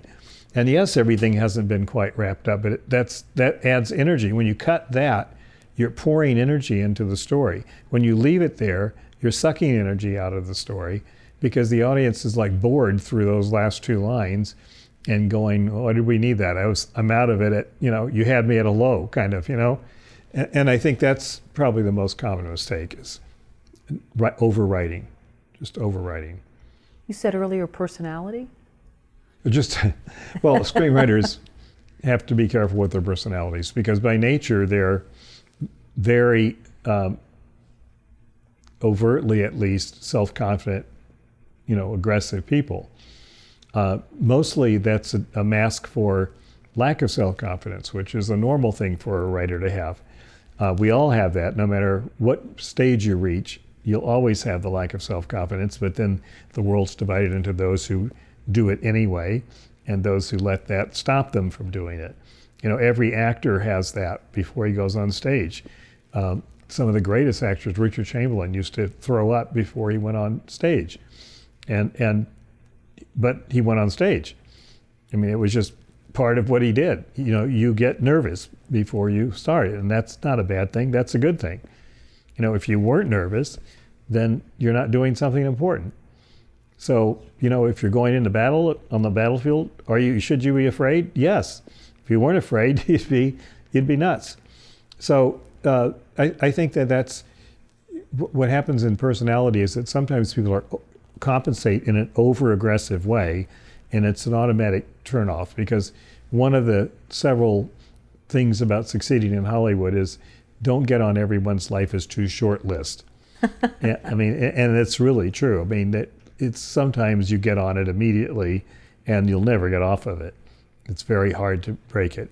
And you have to, realize that you need to act with the people in the business the way you would act with true friends, and who will tell you you're an asshole if you're being an asshole. But Hollywood won't. They'll just say, thank you so much for coming. We'll be in touch with you, and that'll be the end of it. But they'll go, asshole, as soon as he's out of the room. And demanding, it's part of demanding because there's a kind of petulance that sets in the longer a writer has worked without, reward and acclamation and compensation. And it's almost like, I deserve this, you're going to give it to me now. I had an actress at dinner one night, and in the middle of dinner she said, a lot of other people, she said, I demand attention now. And it was really funny because the men thought that was cute and the women did not. They did not. She was not re-invited. Oh, no. No, the women definitely did not like that petulance because, men thought it was Sure. cute because she was sexy and so on. But in today's world, especially Hollywood, where the stakes are so high, everybody wants to get in. Thousands of people are lined up for every single position you could ask for. And they want people who are cool and professional, not hot-headed and demanding. And when I see a writer is of the latter category, I just kind of run for the hills. And when I see a writer is not that way, when he's modest and so on, I will continue talking to him for years, even before I represent him or work with him, until I find something that I can work with, because he's so respectful and so not on my too short list. That's a very rare thing, but it's important when you think about it in any walk of life. You're not gonna the uncle who you can't stand to see at Thanksgiving is not the one that you want to be representing or making a movie with. Is that when, sorry to interrupt. Is that when someone's too self-aggrandizing? Like it's just, this is the greatest thing, and they won't take no for an answer, and it just becomes, yeah, I mean, that's please. part of it, because you don't tell us how great it is, just tell us the story. Get out of the way, of the story. We don't want to hear this is your first pitch. We don't want to hear, you haven't done this much. We don't want to hear that you practice this and that you know exactly what to say. We want to see if you've got the goods, and that is the story. Like Mark Twain said, don't tell us the fat lady is going to sing. Bring her out and let her sing. That's what we want to see. In other words, don't draw attention to yourself, because that is not what we're interested in. We're interested in the story. And maybe we'll get interested in you later, like after you brought a couple of good stories in, then we go, by the way, where are you from? And, what's your story? But we don't want to deal with that at the beginning, because the truth is, no matter who you are, if your story's good, we love you. We love because you told this story. And that's a great, kind of equalizer when you think about it. It's a real world of ideas. But if you start telling us about yourself and give us a chance to hate you before you even started telling the story, how stupid is that? And I have to say that years ago, I stopped taking writers to pitches of their stories, because they, most of the time, unsold the story after they sold it. Oh, no. For a very simple reason. They weren't looking at the buyer. They were in a coma. They were telling the story, and they weren't watching the buyer's eyes, which is all that matters in a pitch. Like, I can see immediately if you're bored, and I'm gonna, if I'm anybody at all, I'll switch to another story to pitch you. Because that's what the buyer is thinking. Do I like this story? Can I do something with it? But sometimes he'll just hear one word, dragon, and that'll be it. Click, my eyes go like, let's see, I've got a 3:15 and then I've got a 3:30. My brain is thinking about other things because I know I can't acquire a dragon story. So why am I wasting this person's time? Well, the person's not even listening and looking at you, so he goes on talking. But the other thing happens too. He's already said enough to sell you. This is what you're looking for. I can see it in your eyes. But he keeps talking. So after a while now, the buyer is looking at him. Instead of listening to the story, he's looking at him going, why is this guy still talking? I love this. I want to ask some questions. You know what I mean? So that's an example of a writer forgetting about the most important part of his story, which is the audience. His audience, the reader, the audience is the most important part of the story. And when you forget it, they know. The reader knows that you've forgotten them. And then they're tuned out. they close the book. Ken, of the many books that you've written, you have one you co-wrote entitled Writing Treatments That Sell, and maybe you can hold it up so people can see it. It's a cool cover there. And first off, can we define what is a treatment? Well, this is one of the things that Shalai and I looked into when we wrote this book, because we kept getting asked that question by clients, what is a treatment? We have to explain it over and over again. And it suddenly occurred to us, what is a treatment ourselves? And what is their definition? So we did a survey of about 30 execs in television and film and asked them that question. How would you define a treatment? And we asked them about 10 other questions, and we really based the book on their answers. And basically the answer is that a treatment is a relatively brief written pitch of a story intended to be dramatized as a motion picture for film or television. And it's written in user-friendly, grammar-free, quick language that is easy to follow, and it highlights the most important characters and events, the obligatory scenes in the story. That's what a treatment is. Now, so how long is a treatment? Relatively brief. 3 pages to, say, 15 pages. Once it's past 15, 20, it's getting no longer relatively brief. And there was no industry agreement on it. And basically, treatments range from 5 to 10 pages, good treatments. And we recommend that because of the attention span of who you're dealing with, the audience, your reader, the buyer. His attention span is limited, and you do not want to extend it because he won't be there, she won't be there at the end of the story if you make it too long. So that's basically what a treatment is, and it's used for 2 purposes. It diagnoses the faults in a story, so you write a treatment of your story to see the faults in it. So it's a diagnostic tool. And then you fix them, and then it becomes a sales tool.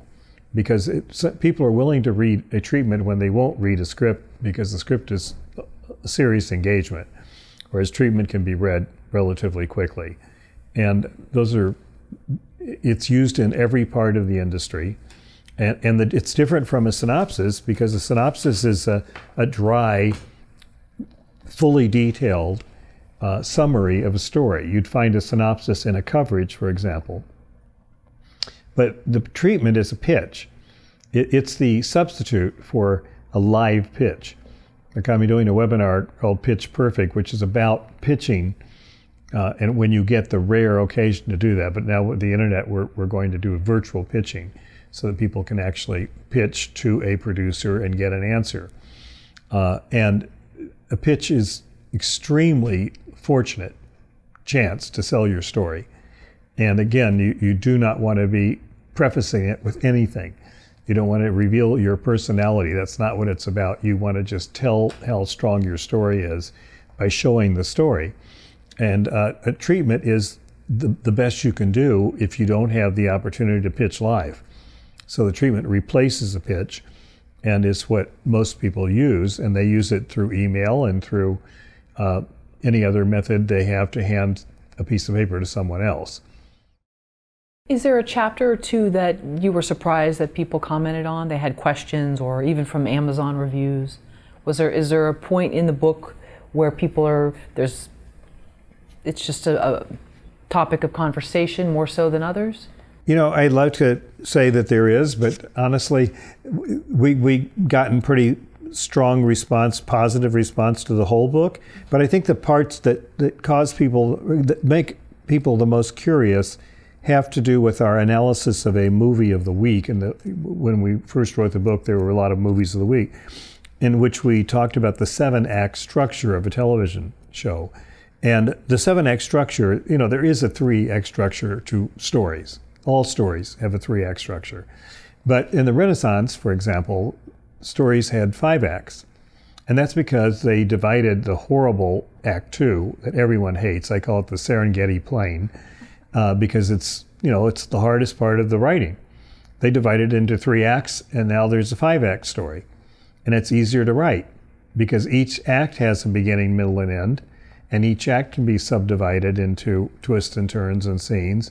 So television goes even further and makes it 7 acts, And that's because of commercials that have to come after each act, etc. So people were curious to see that, but when they saw that the executives at the studios actually had a chart, some of them actually took the chart into a pitch meeting and wrote down, jotted down what, in the chart, what the pitch was saying about what happens in each act and so on. So here's a filled out one based on a movie that we produced. And it shows one-liners of the scenes that occur in each act. And I think people realized that this was, they didn't realize how mechanical it was. And honestly, when I hear that, which I do often from writers when I'm, in the old days, at least when I was teaching at university extensions all over the country, I realized that they didn't have the mentality to be writers. So let me give you a great example. A woman named Millie Meyer, God rest her soul, wonderful, wonderful lady, was a client for years, came up to me at a UC Riverside workshop after, and she goes, I didn't want to say anything in front of the class because I didn't want people to make fun of me. But I took my favorite book, The Grapes of Wrath, and I outlined it. And is that stupid? And I said, no, you're the only craftsman in the class. I mean, that's what a carpenter would do. If he wanted to make a table, he would take a table apart and see how it was put together. That's what a mechanic would do if he wanted to build an engine. He'd take an engine apart. So that's exactly what you do. And when they see this kind of breakdown, they understand, exactly how the mechanics of it work. And honestly, until you get to that point, you're really not ready to be a professional writer, because if you thought that writing was a magic trick that you have to pull off every time, or a miracle, which I guess most writers probably would think miracle rather than magic trick, then it's impossible, right? But it's not possible. I mean, it's not impossible. It's possible to be a writer. People have been writers for centuries. They've been storytellers, and storytellers tell stories in parts, and they know what the parts are, and they do them in a way that makes sense. And so the sooner you get down to the mechanics of how it works, the better. And that's what we try to do in our books, is to show people the mechanics. I'm looking through for there's another page in here where we show what we call an intensity chart, where you kind of type one-liners of your whole story on a single piece of paper. One-liners of all the important scenes in the story. Then you go between the lines, and let's say you put hyphens, 2 hyphens for a non-dramatic scene or a scene with relatively little drama, and like 5 hyphens for a scene with much more drama, and 10 hyphens with maximum drama, right? So now you've got a page that has all these hyphens on it underneath the sentences, right? Then you draw a line across the hyphens, connecting the hyphens. And then you turn it on its side. You turn the piece of paper on its side, and what you've got is something that looks like a roller coaster. And because it shows you the ups and downs in your stories based on the drama, the intensity of the drama in your stories. And that is a great diagnostic tool, because if you see that there's a whole slope in which the thing keeps going down, down, down, and doesn't go up for a while, or it levels off, then you know you need to work on that part of your story. So that's what I call the mechanical approach. You know what I mean by mechanics? Like when you want to outline a screenplay or a book, you just use 3x5 cards, and you put on those 3x5 cards the obligatory scenes in the book. And you won't fill up a whole card, because it'll just be a couple of words on each card. And what you understand when you start doing that is that creation of a literary work is what Aristotle called an imitation of reality. It's not reality. You're not building the cider house and the world around the cider house. You're faking it. You're making the reader believe it's there. And you do that mechanically by, like I would if I were making the movie. I'd build a house front that looks like the cider house, right? But it wouldn't have a back, because I'm only going to shoot the front of it. So that's what you're doing when you're writing. You're just doing what's necessary to create the illusion that you're trying to create. And the audience believes that the illusion is real because it wants to believe that. And you've given them enough evidence to make them believe it. So when you're watching one of the old movies, when they were just, nobody was dealing with production value the way we do now, it just takes a little bit to make you believe in the story, even if the acting is bad, right? Even if the set is laughable, but you still are in the story if the story is good. If the characters are good and the dialogue is good. And that's one of the things that we try to instill in writers, is learn the mechanics of it, because it's easier than you make it. You're not having to recreate a whole world. You need to do the right strokes to make the painting look like a person. And that's what we try to do in the treatment book. When Millie approached you after the course in Riverside and said, "I'm so silly, I did this," you saw something in her that if the other writer said, "Well, I don't want to take the Grapes of Wrath and outline it," well, then they believe in this romance of being able to write and just sort of sit down and I'm going to take a bottle of scotch and a cigarette and pound away all the things that happen to me. They're in love with the image of being a writer. It's the romance of being a writer, the struggle, the torment, the agony and the ecstasy, all of those grandiose concepts that writers have done to get bigger paydays. That's all good. Like I had a writer who was a client for years, a dear friend, who we sold like 12 of his screenplays. And it took him, honestly, a week to write a screenplay. Wow. And it took me 3 years to train him never to admit that. And so I got him an agent, and the agent was always beating him up and saying, "You can't say that. You have to say you need 3 months, 6 months, or whatever. You can't say you do it in a week. They won't. We're trying to get $1 million for this. And that's the truth. Is you can do it in a week, but you can put it aside for 2 months and then go back and work on it some more and so on. But because the reality of writing is much easier than the myth of it. And Walker Percy, one of my favorite novelists, who wrote The Last Picture Show, said, perhaps the secret of speaking is having something to say. And that's what it's all about. You have a story to tell, then you can tell it. It's not a problem. Just don't start writing it until you know the story. Like you don't start telling a joke before you know the joke, right? You don't walk in with 3x5 cards and tell a joke from a 3x5 card. You know the thing by heart, and then you tell it. And it's not the agony. It doesn't need to be the agony. And when you don't have a structure, that is when you haven't learned the mechanics of it, like the two kinds of productive writers. When you learn the mechanics, you can be happy, and you can do it whenever you want to do it. Like any writer who knows them will tell you they can write on trains, buses, planes. They can write standing up, sitting down. I had a dear friend, Nancy Friedman, my client for years, who wrote on her back for the last 10 years of her life because she couldn't sit up and she couldn't stand up. And so she wrote on her back and she just kept writing books. And the writing is easier if you know what you're doing. And whether it's Harlan Ellison or Ray Bradbury, they'll all tell you the same thing. But when you think it's this huge agony, and it is, like Virginia Woolf, and so on, she's never figured it out. That's why. She's believed that it has to be an agony to be good. And I don't think Shakespeare was in agony. I think he was just dashing the stuff off as fast as he could write because he was reading everything that was coming from Italy and from, south of Europe and stealing it like crazy, redoing it, copying it. He heard stories all around, and he just couldn't wait, before going to the pub and after going to the pub to sit down and dash it off. And he revised. He spent a lot of time revising.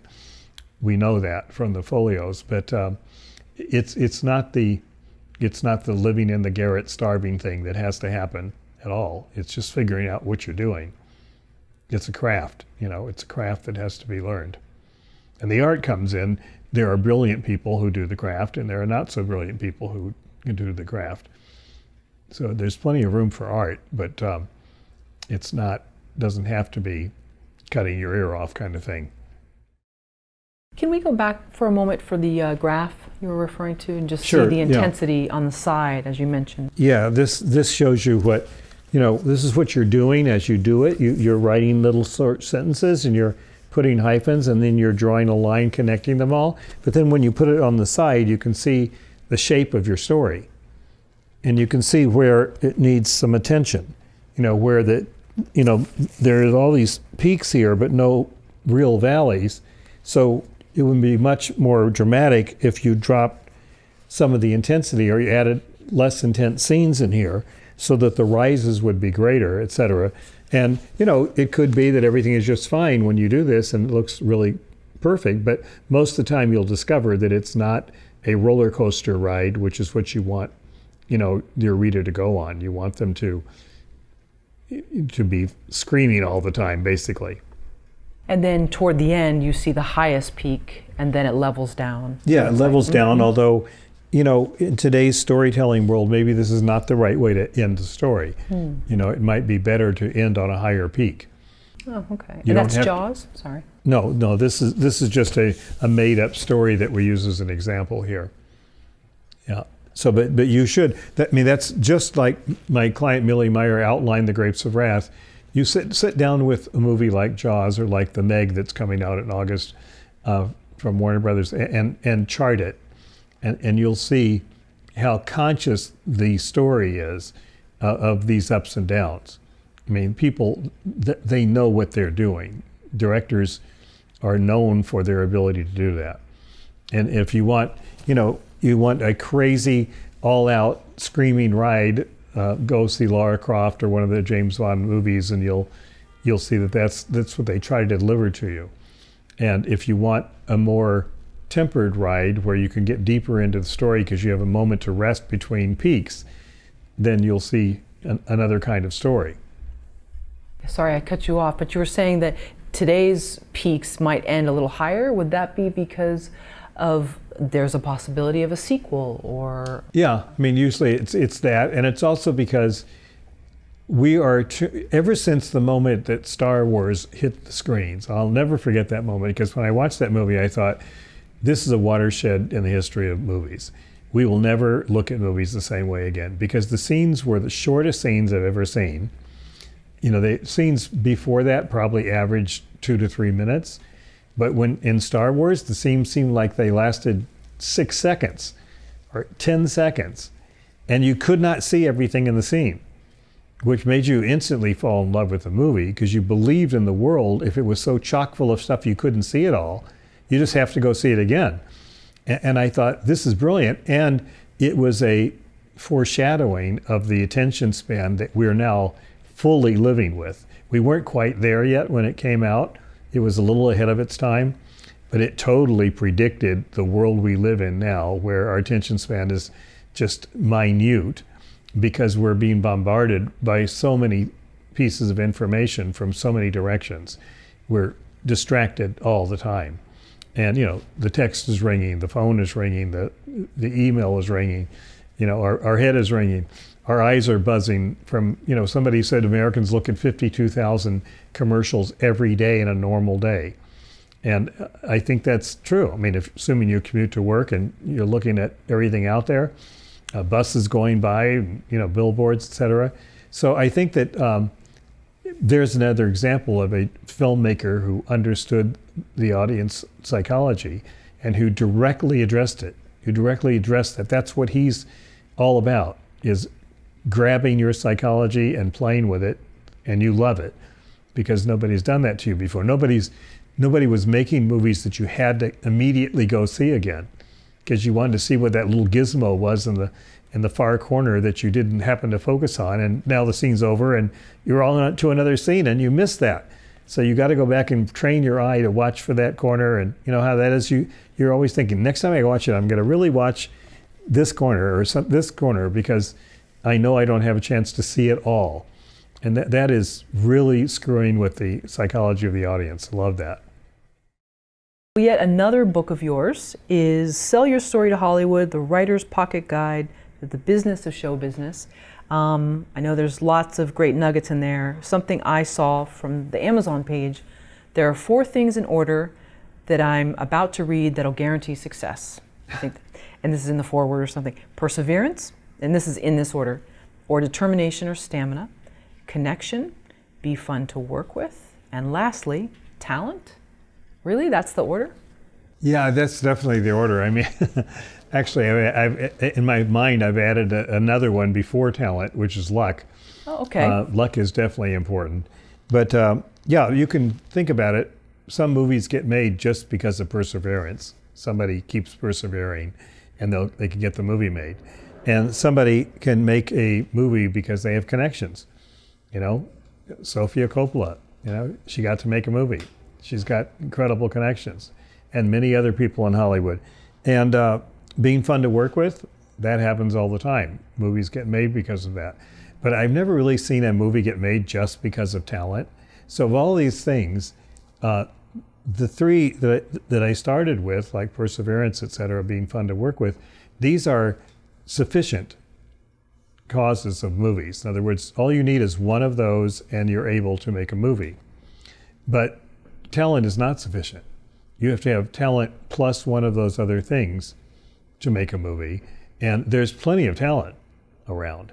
The good news, I mean, that's the bad news. Talent is not enough to make a movie. But the good news is that if you have talent, it's what everybody's looking for in Hollywood. They're looking for somebody who's truly talented because they don't want movies that are just made with perseverance or being fun to work with or having connections. They want truly good movies.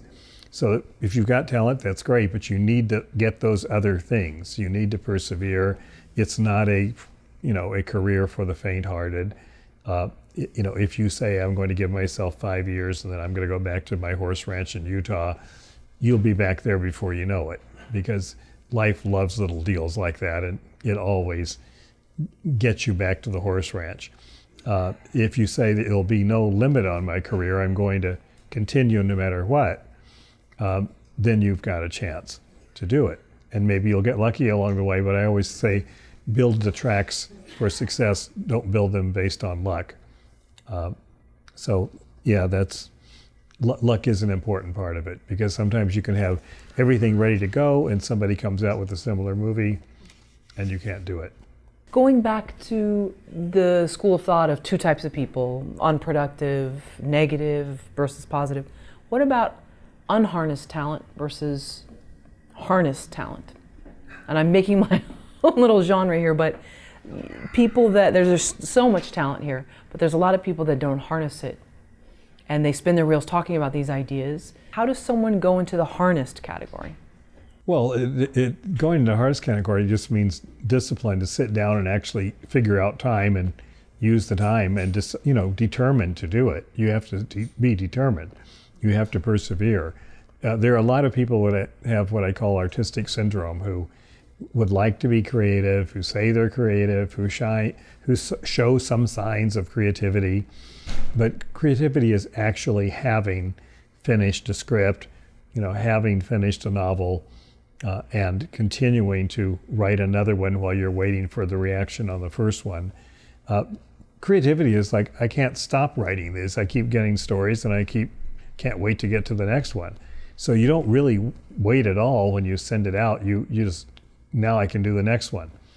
You keep writing. And that's somebody who's harnessing their talent. Unharnessed means when you've booby-trapped your talent by either not sitting down, being a fear of failure or whatever your reasons are, procrastination. Tony Robbins always says the best way to deal with procrastination is to just postpone it. There you go, yeah. You can do that later, but right now, get to work. So harnessed talent is all a matter of discipline and determination. Starts with determination, turns it into discipline. Discipline turns into work. Work is based on time allotted to it. As the ancient philosopher Hesiod said, if you put a little upon a little, soon it will become a lot. That's it. You do 5 pages a day. That's 60 pages, after 12 days, right? So it's just inevitable. It's the law of accumulating capital. And if people aren't doing that, then they're completely unharnessed. And the only person who can really harness a writer is himself. So nobody can harness for you. You can get a manager to help you with that. You can get a disciplinarian to help you with it. But at the end of the day, there are more ways to evade discipline than there are to impose it. That's the genius of humanity, right? Lastly, you said something about being called back to the horse ranch, giving yourself 5 years. Someone just commented on our channel the other day, and they had a very valid point about give yourself 3 years. They were referring to acting. And I agreed with a lot of their statements, but they said they gave up this acting pursuit and they should have done it sooner, and now they have a corporate job and things are much better for them. Should someone really put this, like, I mean, my argument was, well, what if they know they're never going to be sort of this corporate type? I mean, it takes a certain type to sit behind a desk or attend meetings and pretend like you really want to be there. Some people aren't cut out for that. And what if you know that about yourself? Should you really give yourself this time limit? What if you know that you're not cut out for the corporate world? Yeah, their point was give yourself 3 years max to come to LA or whatever, become an actor. You could insert writing. That's like saying, give yourself a year to go to Europe and get your wild oats out of your system before you settle down and get engaged or something. You know, if that's the way you're looking at it, then it will just be a 3-year lark. You know, it's not a career commitment. You know, there's a great moment in a movie called Burlesque. I don't know if you saw that movie, but it's Christina Aguilera is in it. And in one of the opening scenes in her little town, she goes to the bus station and she stands in front of the ticket window and she says, I want a ticket to LA. And he looks at her and goes, one way or round trip. And she goes, you gotta be fucking kidding me. and it's the line in the movie that defines career commitment. You know, she's not going to go to LA and come back. She's going to LA, period. That's the end of the story. And that's why movies like that and La La Land, you know, put artists in tears, because they're true examples of true stories about what artists go through when they make decisions to give up things. And, you know, I used to give a class at UCLA called Keeping Your Spirits Up for creative people. And one day I was going around the circle on the first day of class, having people introduce themselves. They were mostly actors and actresses who signed up for it for obvious reasons. And the first one, I said, please give us your name so we'll remember your name and where you're from. Or, you know, give us your name and where you're from, and tell us what is the question that you hate to hear most, you know, at a party in LA. And so the first woman says, my name is Carol, and I'm from Detroit, and the question I hate to hear the most is, when are you going to go back to Detroit and work for the post office? And I said, and how do you react to that? She goes, usually by bursting into tears and running out of the room. I go, oh, okay, so we're going to work on that in this class. So I asked for next person, my name is Alice, I'm from Southern California, and the question I hate to hear the most at parties is, what have you been in big lately that I've seen? And I said, and how do you react to that? She goes, I say the Pacific Ocean. So there's an example of a harnessed person and an unharnessed person, right? The harnessed person knows that she's going to get stupid questions from stupid people, insensitive people who aren't really thinking, and that there's nothing in the world that's going to stop that from happening. So she's going to protect herself by coming up with an answer beforehand, so she doesn't have to run out of the room and cry. And the other person is unharnessed because she goes out of the room and cries. She's the one that believes this artistry thing is some magic, you know, miracle that has to happen, and she doesn't understand it's mechanical. You know, first thing you have to do is protect your biggest asset, which is your brain. And if you haven't figured out how to do that, then don't go out in public yet, because people are not going to start suddenly being sensitive the moment you appear in public. They've never shown any sign of it in human history, right? Mm-hmm. I always loved this, a book I read years ago as a graduate student called It Began in Babel, A History of the World, you know, told with a sense of humor. And the epitaph of the book at the beginning is, when you really think about it, people on the whole are extremely stupid. And it's a carving on the walls of Nineveh, 3200 BC. And you know, it's kind of comforting to read that, because you go, well, nothing's changed. Right. You know, we're still there, we're still stupid, and you know, that's part of the human comedy. But don't be stupid if it's your whole career at stake. You're the one who has to build use the tools to build a defense around yourself so you can continue your career. And people are not going to help you until they see that you've got that figured out. Then they'll help you. It's just the way they are. That goes back to what you said about the sort of crackpot neighbor in the garage making these paintings, and then everyone thinks they're crazy until they sell one for $1 million or $2 million, and then all of a sudden everyone wants to know them. So yeah, and everyone thinks you're a genius and predicts and said, I always knew you would do well. Like my father told me I was an idiot when I became a professor. Like he didn't understand how I was going to make a living because I didn't sign up for pre-med. I signed up for classics in college. And 19 years later, when I told him I was leaving being a professor for, being a producer, he told me I was crazy, that how was I going to make a living? And then 4 weeks later, he was on the set of one of my movies and said, this is great, keep doing this, So if you put a lot of truck on what other people think, you'll be a mess all your life. And one of the things I really hate to see is someone who is all about just pleasing people and will say whatever they need to say to please the people in front of them. And then, you realize they don't have a mind of their own. And that's too bad to lose your life, to spend your life without a mind of your own. A mind is a terrible thing to lose, as they say. And the writer is somebody, I think, who's exploited their mind to the max and taken, followed its lead into places that it would never have imagined they would go. And I think that's a heroic way of life. And the world needs more storytellers. Can I have a quote here from the late author Philip Roth? And quote is, "The road to hell is paved with works in progress."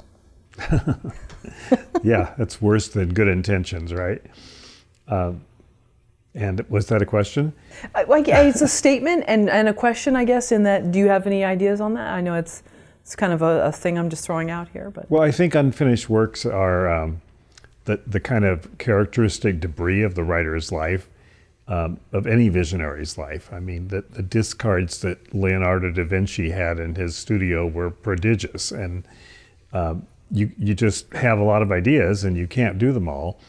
And one of the methods that I've developed over the years is to actually set aside a new idea and give it a 2-week rest and check in with it in 2 weeks to see whether you even remember the idea. And the key to doing that as a writer is not to write it down. See, it's like a basic rule that I have is that if you have an idea, and as a writer, your immediate goal is to write it down, get it down, because that's what writers do. If you can train your brain not to do that, you're going to have much better product in the long run, because you're not writing every single thing down, including every bad thing. So by not writing it down, when you revisit it 2 weeks from now, if you don't remember it, that's great. That means one lousy idea went away, as opposed to trying to do something with every single idea that you have. So I think that's part of what creative people learn, is how to manage their own minds. And because I was an accountant's son, I long ago analyzed the creative process, the creative mind, and decided that they weren't just crazy the way a lot of people think. They actually is a method to creativity. And in fact, it spreads across every discipline, whether you're a physicist or a mathematician or an inventor or a writer or an artist. The creative process has the same steps and the same general pattern. So if you can understand the process, then you aren't nearly as neurotic as you are if you don't understand it. One of my goals was to not be crazy. Salvador Dali said one of my favorite things about this. He said, the difference between myself and a madman is that I am not mad. And I love that, because it's exactly what I'm talking about. It's understanding the method in your madness, as Shakespeare put it. And if you can understand that, then you don't have to be unhappy and neurotic in order to be a productive writer. Speaking of which, writing things down, do you make lists? I do make lists, but kind of limited.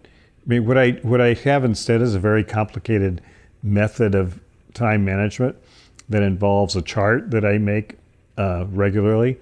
And the chart has room for some lists, but most of what I do is doing the same things in compartments of time that I believe are the right compartments for what I do. I know in our last interview, which was about a year and a half ago, we talked about one of your books, and you talked about time management, and that, you know, creative people that get ththings done, they're very aware of time. So then I started to monitor myself. Am I really as aware of time as I should be? Maybe I'm not aware enough. And so it became this new thing where you were talking about before, that most people that are very productive, they know exactly how much time something takes them. And I thought that was interesting because I thought I was aware of time, and then when I started listening to that, I realized, no, I'm actually not, because I don't know how much time, and I'm you know, and it ends up where I'm not giving myself enough of it. So can someone be too aware of time, though, where it becomes a hindrance? Yeah, I think that's possible in today's world, especially with all the Apple watches and technology devices for keeping track of time. And that's a whole separate subject, but it's very connected with creativity because time is all we have. I mean, there are two things in life you can manage. One is work and one is time. And work, one of them is infinite and the other one is finite. So without even talking further about it, you think about that and realize that by definition, you cannot manage an infinite thing, right? An infinite element can't be managed, but a finite one can. But for some reason along the way, as we grow up in the world, we think that the wrong one is infinite and we think it's time. And it's not true. The only one that time is infinite for is God. For the rest of us, it's all too finite. But what is infinite is work. Work is completely infinite because good work produces more work. You know, as my son once told me, Dad, you'll never catch up. I was telling him, you know, I really hope I can catch up this weekend. And he goes, you're going to never catch up. And he's right, because work is infinite. If it's good work, it generates more work. If it's bad work, it generates more work. So no matter how you look at it, work is infinite. You can't manage work. You can only manage time. And you can manage time if you know how to compartmentalize it in a productive way that works with your particular mind.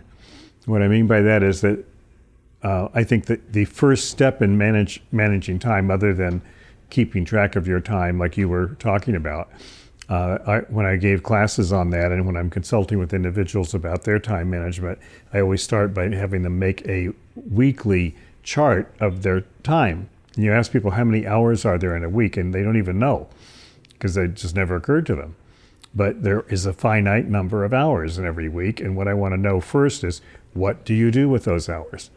Exactly how many hours do you spend sleeping, eating, walking, exercising, talking on the phone, texting, emailing, and working on the things you're supposed to work on, and doing errands and doing all the other things that you don't really want to do, but you kind of have to do to be human. So once you know that, the next step is to figure out attention span. Because when I was a professor, I used to have students who would come and say they were failing history and they didn't get it because they're spending 6 hours a day studying history. And I go, wait a minute, 6 hours a day?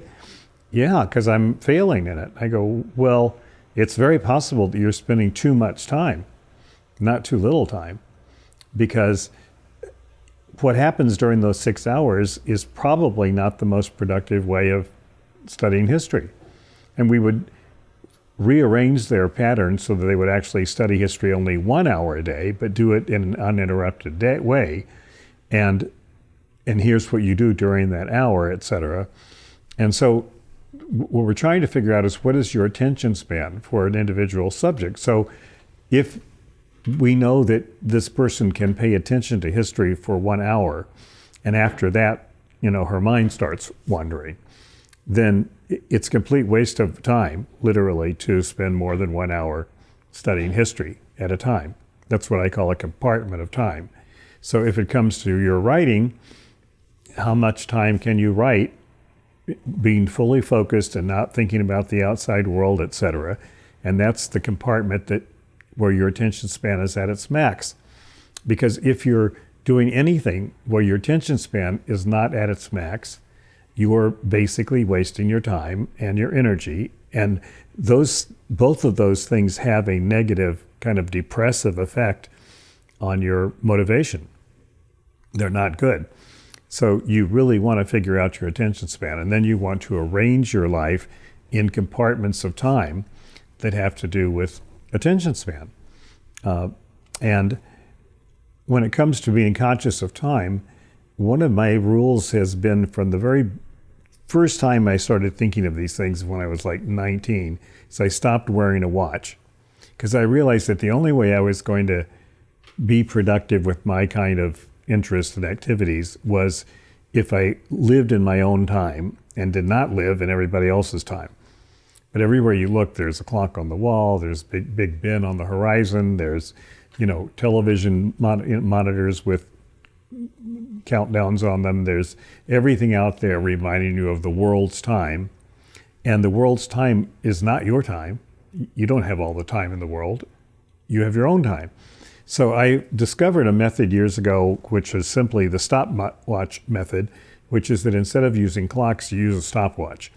And you tell yourself, for example, I'm going to write for an hour and a half today, no matter what, and I'm going to monitor that on a stopwatch. And I will turn the stopwatch on when I'm actually writing. And when I'm not writing, like if the phone rings and I have to take it, or the house burned down and I have to deal with that, then I will turn off the stopwatch until that particular interruption is over with, and then I'll go back until I get my hour and a half on the stopwatch. And it doesn't matter, whether you're doing it at 3 p.m. or 3 a.m. or 8 p.m., etc., as long as you get that hour and a half on the stopwatch, you're in good shape. So sometimes I have 3 or 4 stopwatches around, depending on what project I'm applying them to. And of course, I've got my computer stopwatch, and I rarely look at the time, except if there's an appointment or something that I have to be aware of, because I'm really focused on, my time, which is the stopwatch's time, and that's what I need to be focused on if I want to, be in that unique category of people who create things, and in my case, manage people who create things. So you mentioned a conversation that you had about work and how it's good work or bad work is never really finished. And, we're in this new age of these sort of gurus and these like success articles on, 5 tips to make you more productive, whatever. And so something David was talking about was a sustained obsession. He said that he'd read and heard from so many people that most successful people are just obsessed with their work. They're workaholics. You think that's true? There's a lot of truth in it, and I've gone through that same thought process, especially when writing a book about the creative mind. And I don't think that workaholics is the right word for it. I call it the type C personality. And because the workaholics comes from the concept of Sellier's concept of the type A and type B personality. And from what I can make out, the type A personality is the unhappy workaholic who can't do anything in life except work, and who basically is making himself and the people around him miserable because of his work, because his obsessive need to be working all the time. And then there's the type P personality who never is very well defined and somehow doesn't become an ideal, as Sellier describes him, but is somebody who's well adjusted and doesn't feel the same crazy pressures that the type A feels.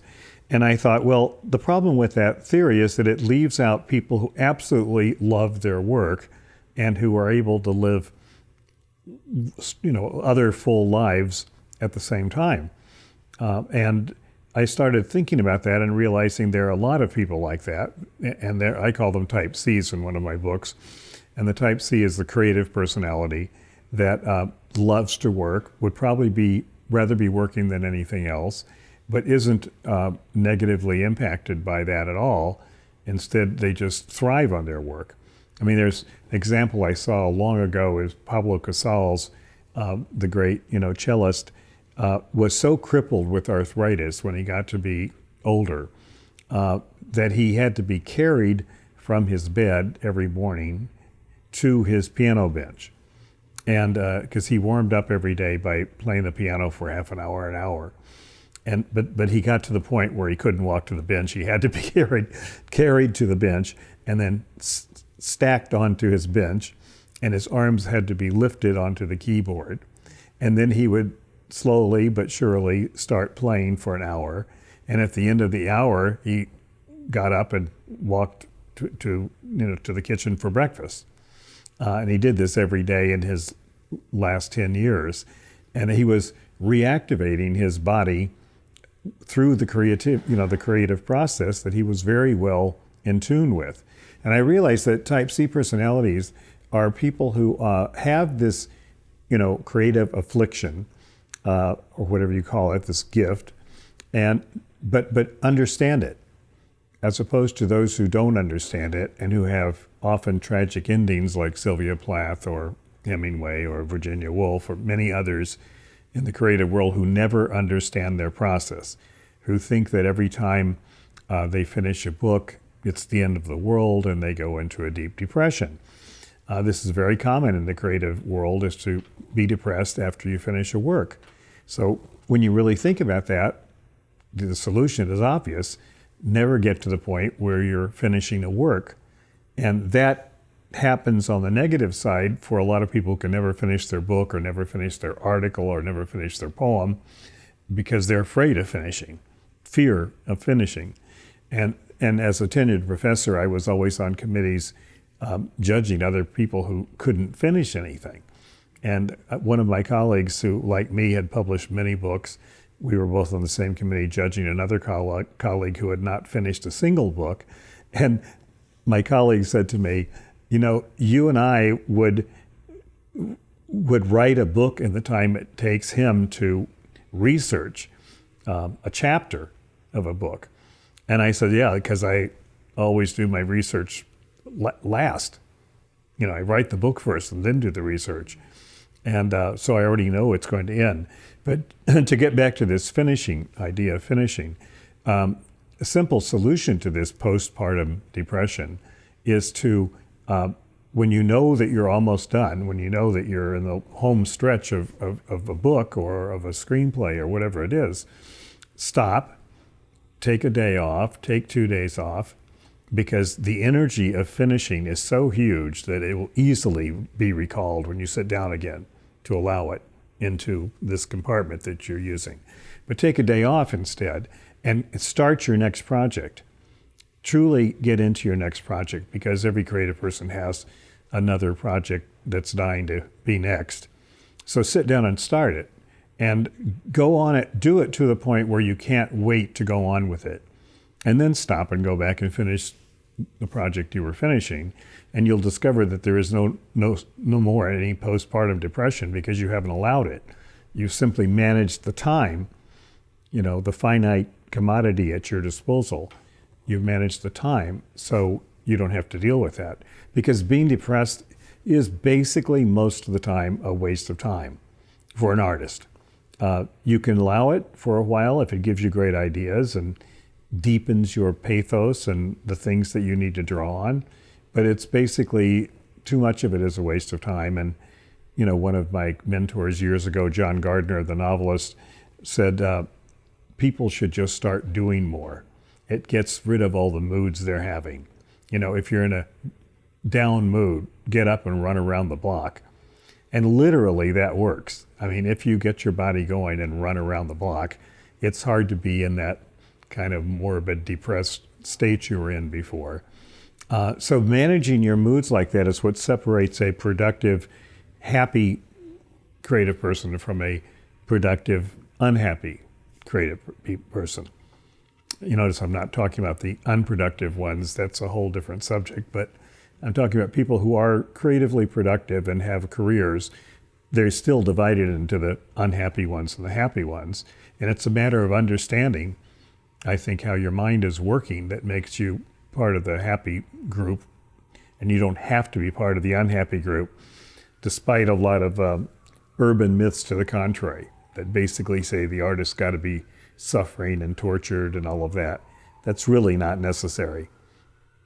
Well, you get more attention that way. I know Julia Cameron talks about, and I'm butchering this, I'm sure, but that the unhappy blocked artist gets a lot of attention and pats on the back and friends around them, whereas the productive, happier person finds themselves sometimes alone because it's a little threatening, or it's just hard to, you know.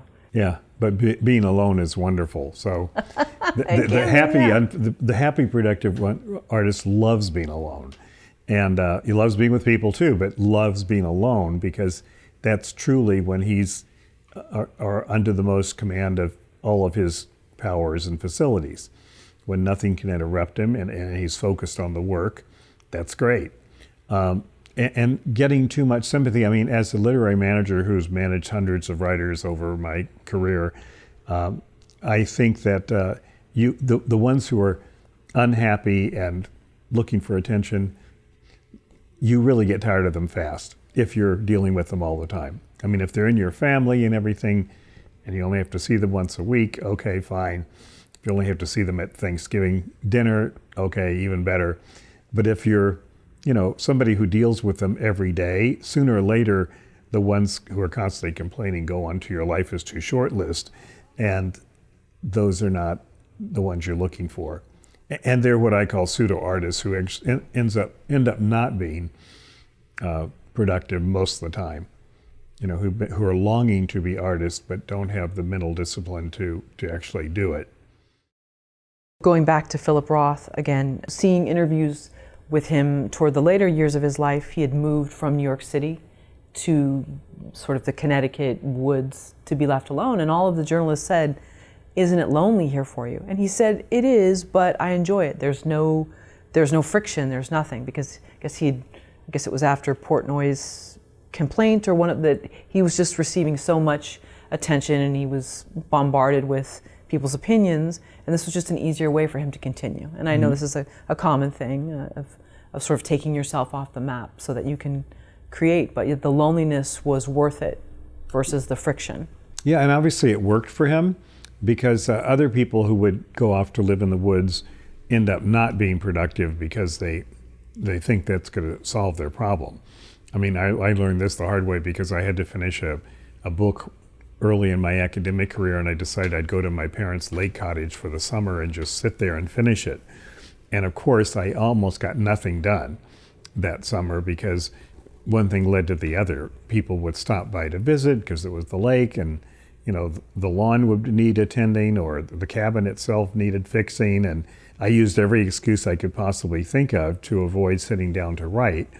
This is where I worked out a lot of the theories that are in my view of creativity is that summer, because pressure is what causes creativity to work best. Lack of pressure actually works against creativity.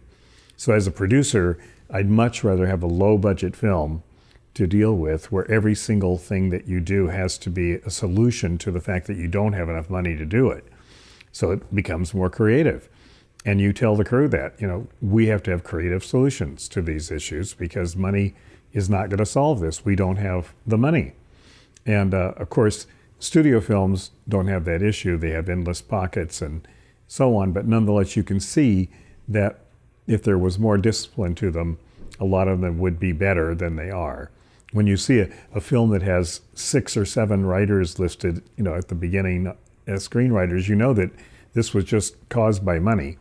They didn't work with writer number 3 long enough. They just fired him and brought in writer number 4, and that was the expensive way to do it. And but there's a challenge in the pressure that comes, and time pressure is the number one pressure, more than financial even, that works on behalf of creativity.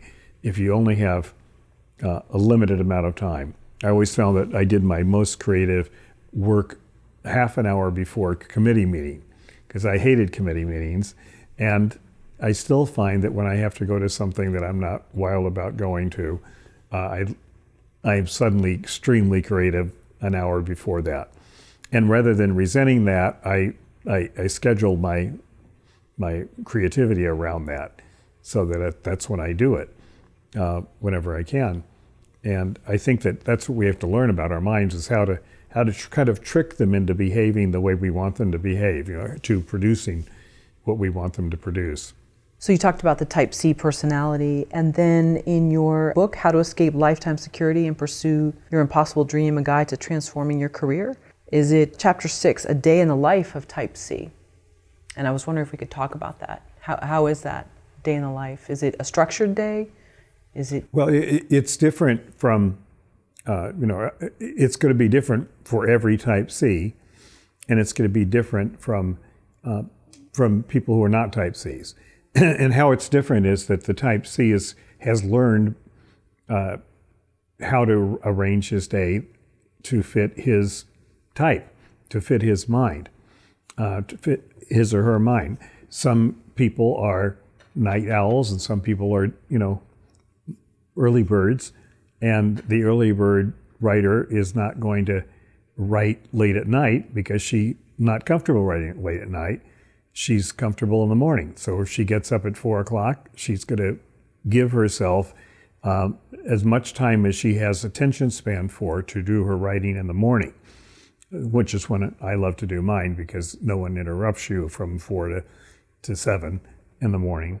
But if you're a night owl, as Tolkien was, he wrote Lord of the Rings completely after 1 o'clock at night, because he was so busy all the time before then and had a family and everything else.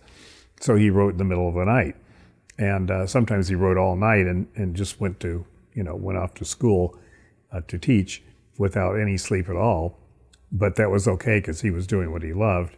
So his day would be arranged differently than, the day of someone who's on a clock that's not their clock. Somebody who has to show up for a 9 o'clock job is not on their own clock. And their day is going to be probably one that they're upset with most of the time. Whereas if you're, if you're Type C and you're in charge of your own life, you're going to arrange it around the patterns that work best for your mind.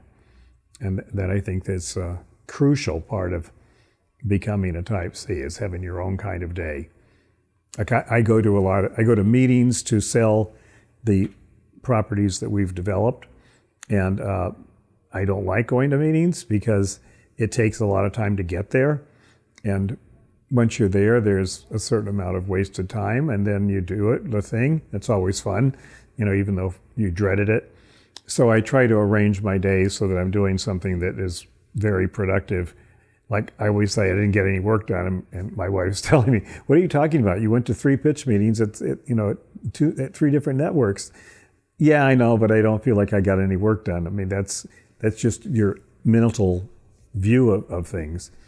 And so I think that every Type C day is going to be different. And what you really need to do is, if you're interested in pursuing this for yourself, is you need to figure out what is your ideal day. I mean, is it important to you to go for a walk? Is it important to you to meditate? Is it important to you to spend X time on your creative work? And is it important to you to spend X time with your family and all of those things? And you sit there and rearrange your day to make that work. That's what time management is all about. And how do you do it? No matter how busy you are, there are busier people. I was reading Michelle Obama's book, and nobody could be busier than the President of the United States and the First Lady of the United States, but somehow they made time for everything they needed to make time for, which tells you that there was time management at work. Because certainly if anybody had infinite things to do and infinite work to do, it would be those two. But if they can do it, you can do it too.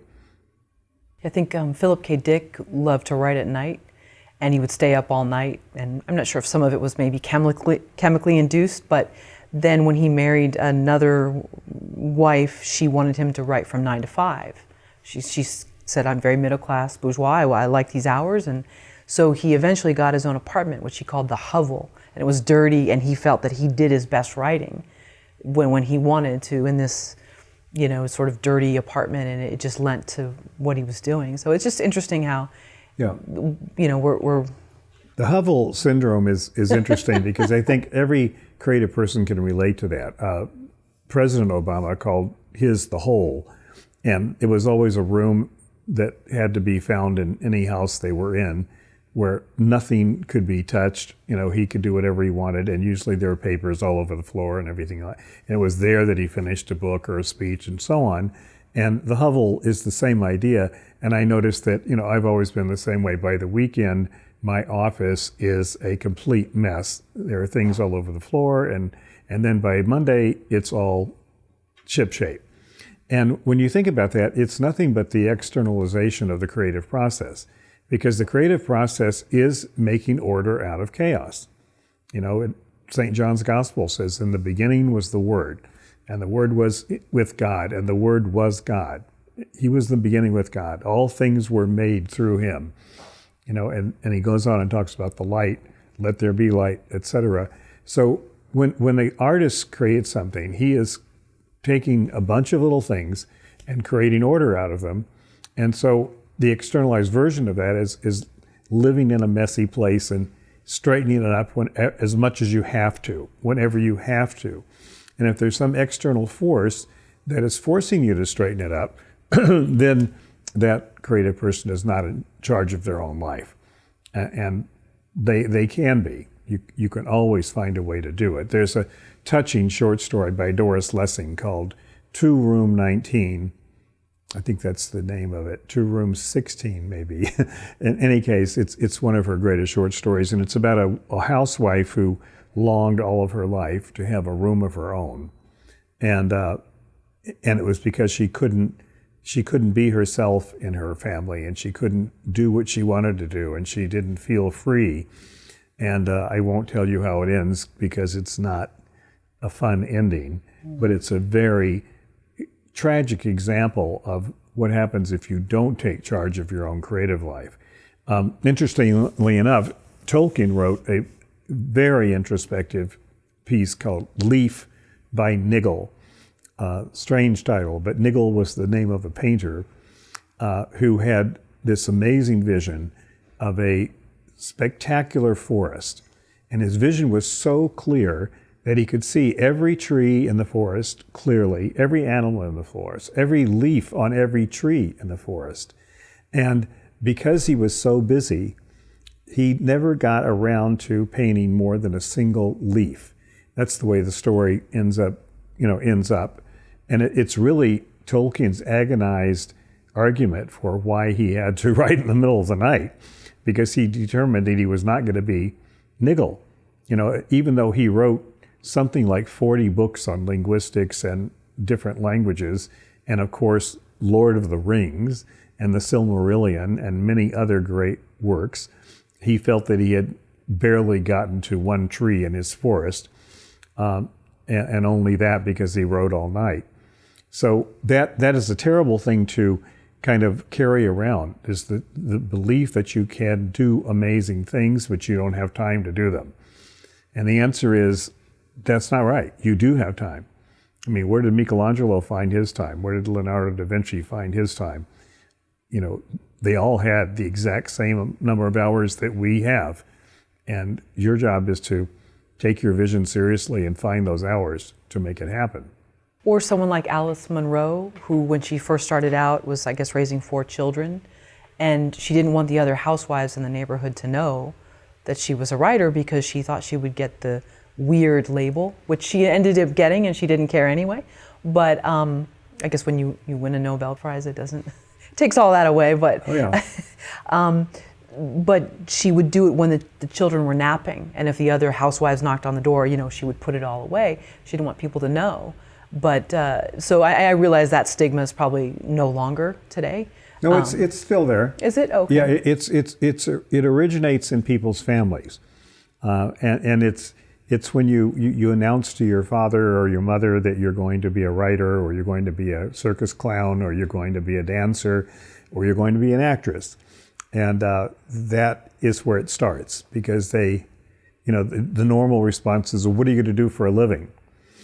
And that haunts you. There's another book, one of my books, when I talk about learning as you go into the creative life, learning who your true friends are and learning who your friendly associates are, because you lose most of your friendly associates when you make a decision to go from a rational life to a creative life.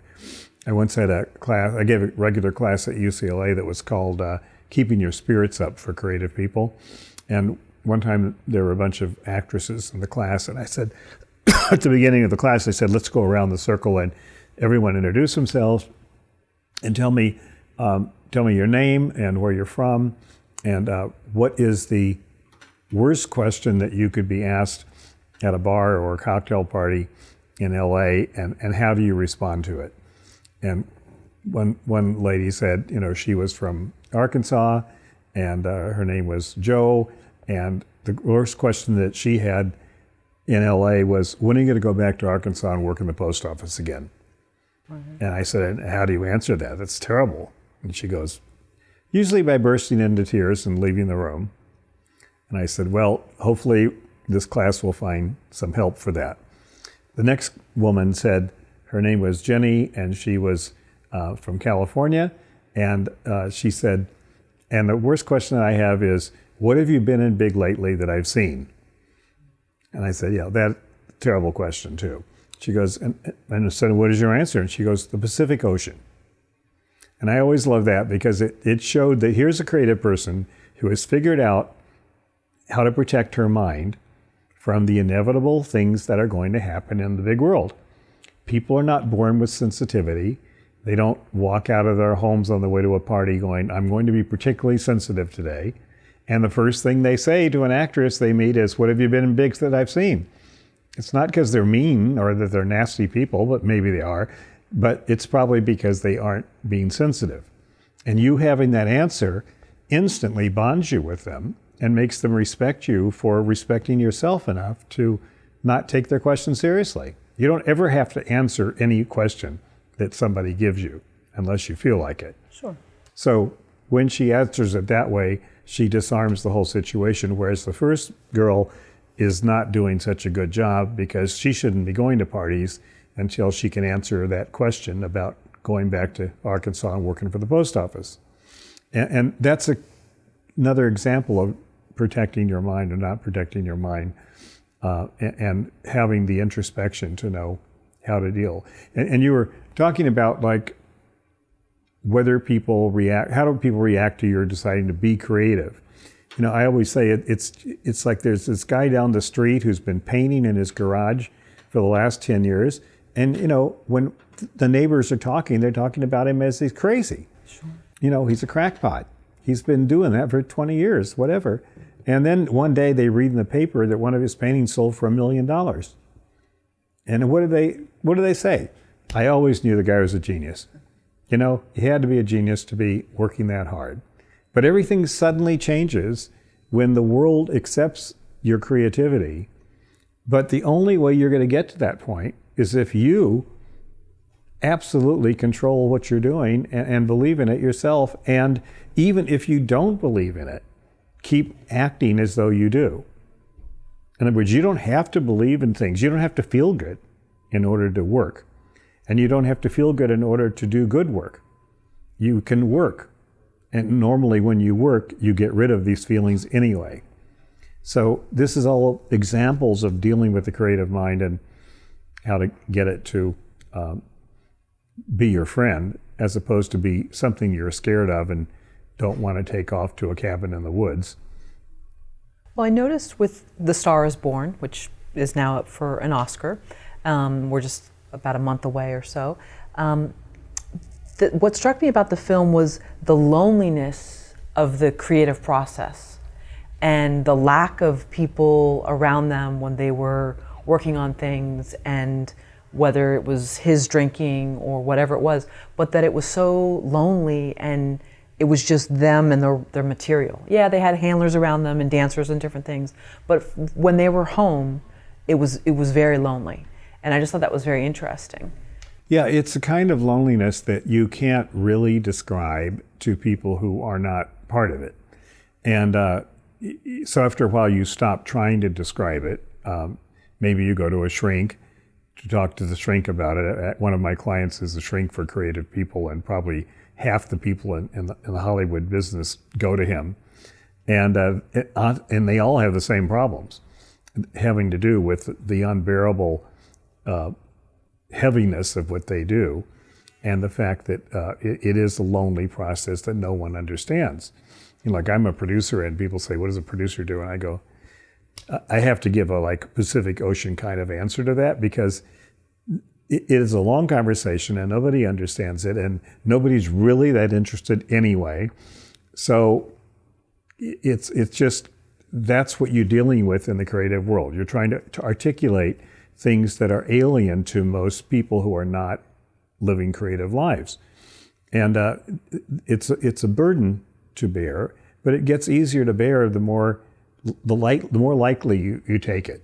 When you don't take it that heavily, when you have a dog or a cat or something that makes you feel human. If you cook, like I love cooking and I love playing tennis, and I'm not thinking creative thoughts when I'm cooking or playing tennis. I'm just doing those things. So I think that you learn, you have to give yourself the chance to be with your own mind and figure it out, and realize that you can control it. I always think the creative mind has these parts to it that the artist really needs to be aware of. And the parts are, there's a great big bunch of it. If you imagine the mind like a big globe, there's a huge continent in the middle of it that I call the continent of reason. And it is all the established things in your life. It's your entire education. It's your ability to tell time and how many languages you can tell time. It's even language, because if you weren't on that continent, you wouldn't need a language, right? If you weren't communicating with millions of people, you wouldn't need languages. So everything that's orderly is from that continent of reason. And then there's these islands all over the place that are each individual, and they don't have anything to do with the continent. And on those islands, strange things can happen. Those are I call the visionary islands of the mind. And most people are trained as they're growing up, when their parents talk them out of being a painter and talk them into being a dentist, or talk them out of being a ballerina and talk them into being a teller at the bank. Those people are trained to be members of the continent, to be good members of the society that is the continent of reason, where everything is orderly, where you show up at 9 o'clock, you don't show up at 9:05. If you show up at 8:45, that's good, but 9:15, that's the end of the job.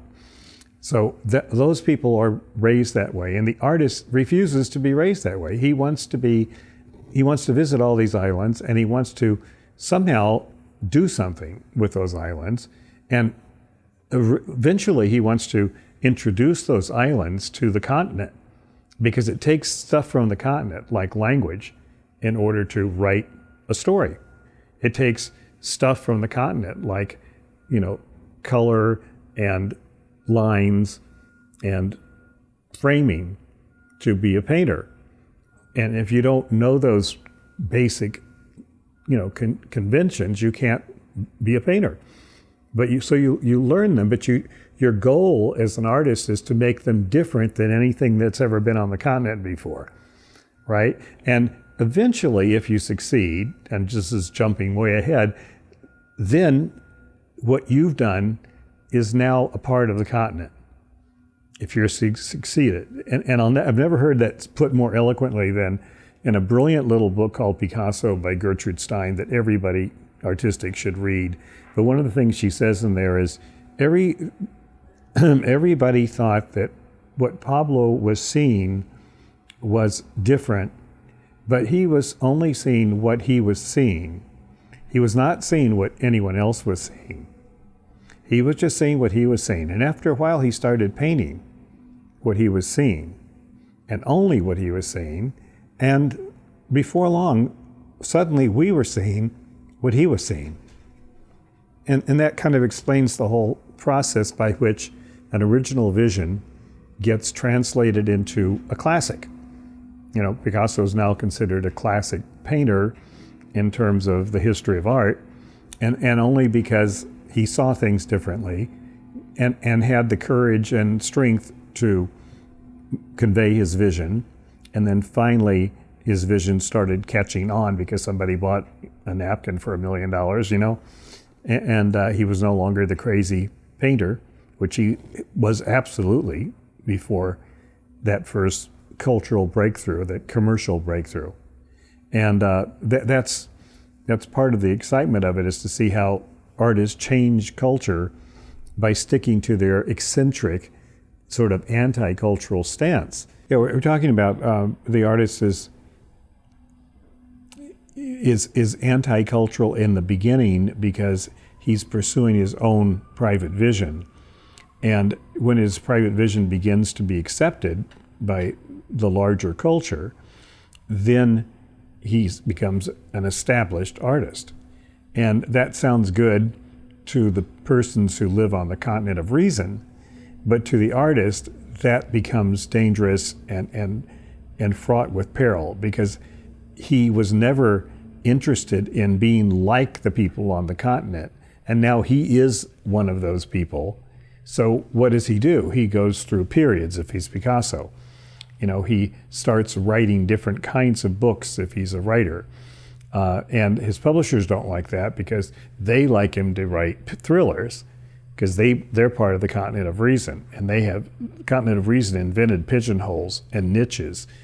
Find your niche, young man, someone once told me, find your niche, because I was trying to do a magazine about dreams and the arts. And he was the editor of Psychology Today.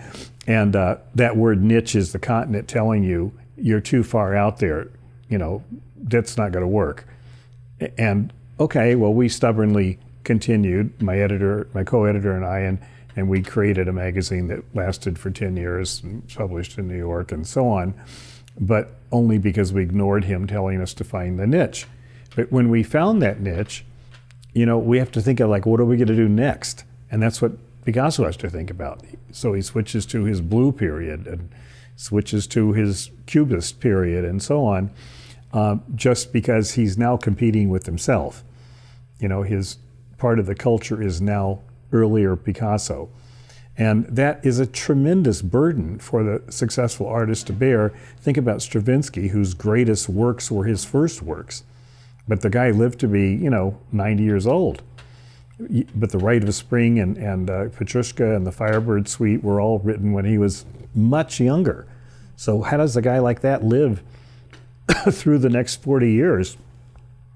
With great difficulty and experimentation and switching from composing to conducting and lots of other things. He wasn't like he didn't have a worthwhile life, but he was always nagged and haunted by the fact that his art was in a sense premature when it comes to healthy, happy, mental development. This is kind of the issues that artists deal with, and it's why a lot of people are telling you, don't do that. Just work for the post office. Work in a secure position. Didn't work for Bukowski. No, it didn't. He was a good friend when he was around, and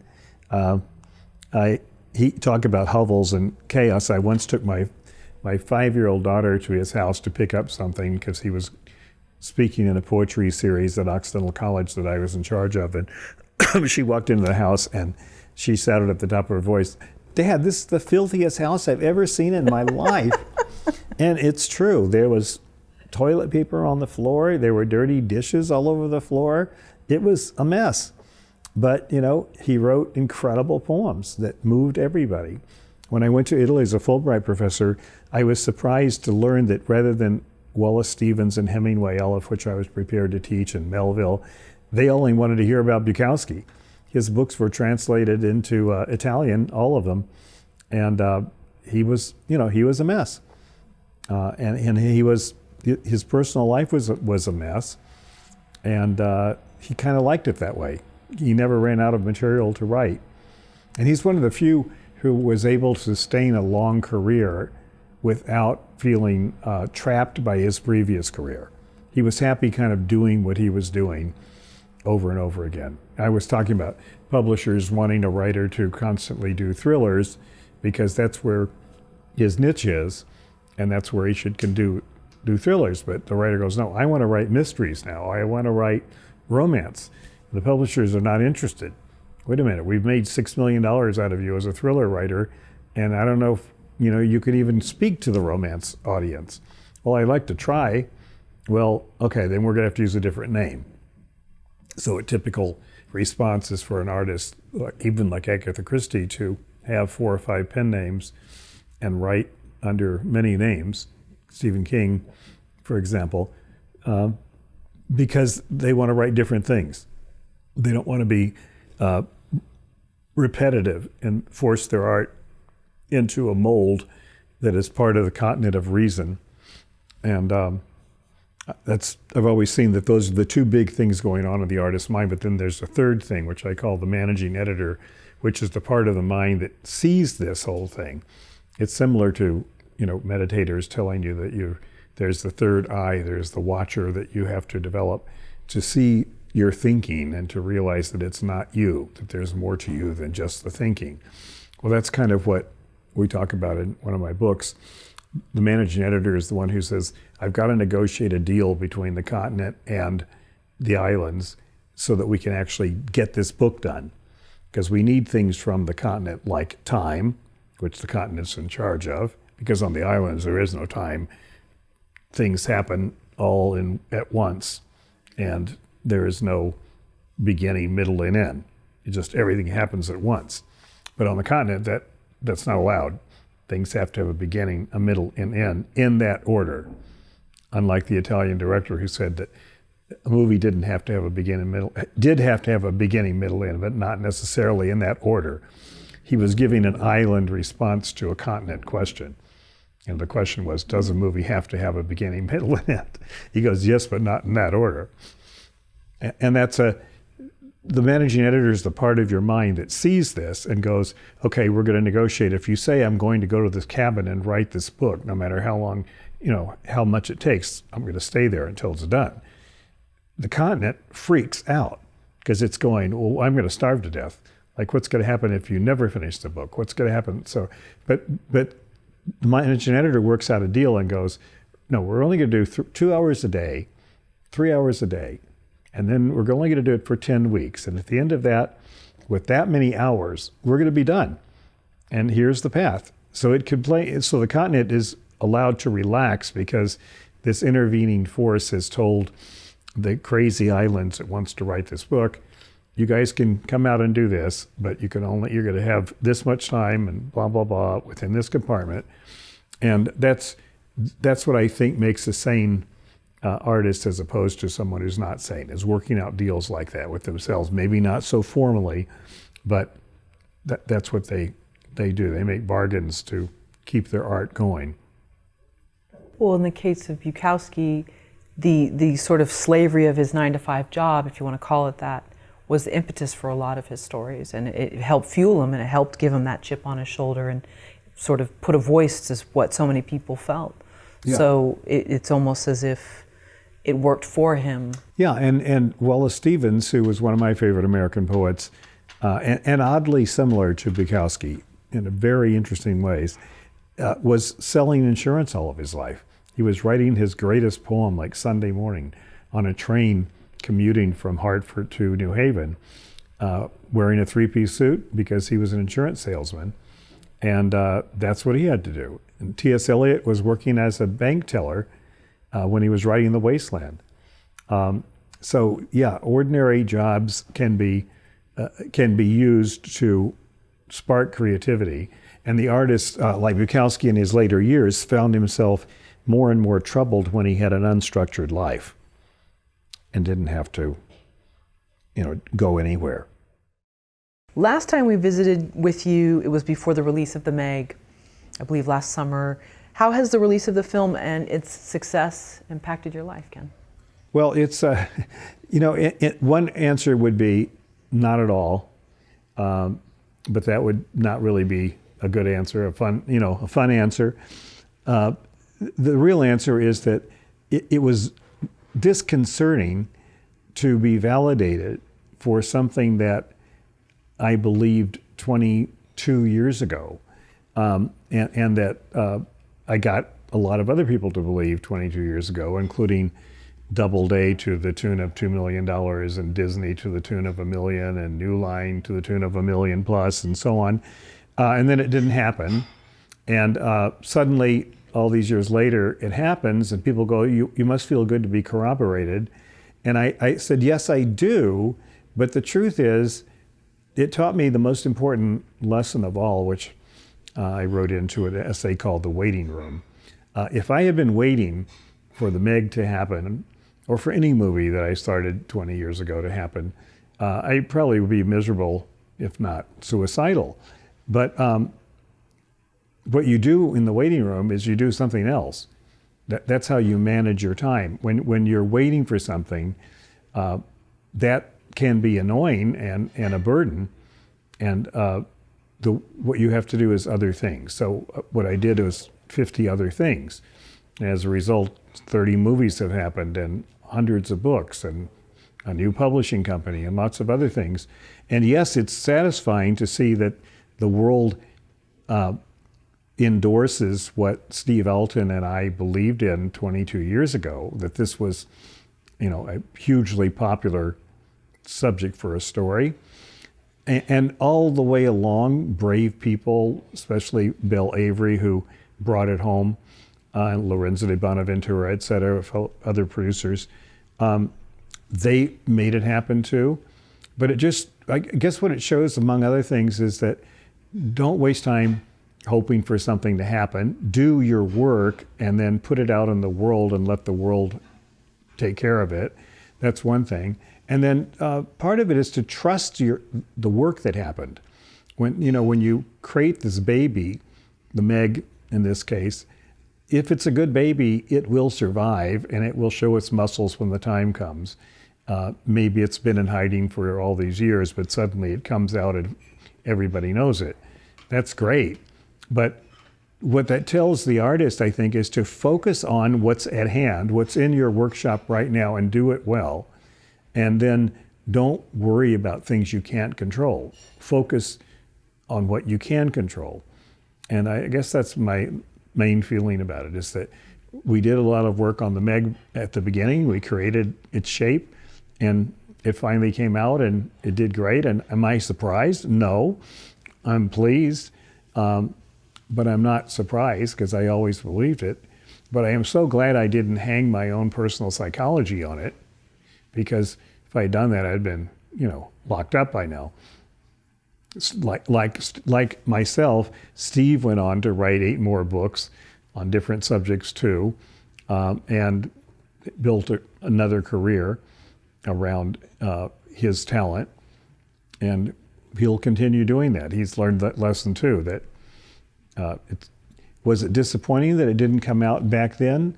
Well, it felt like it at the time, but in retrospect, things are meant to be. And I always say to writers that I manage that every project has its own clock, and the only problem is you can't see the clock.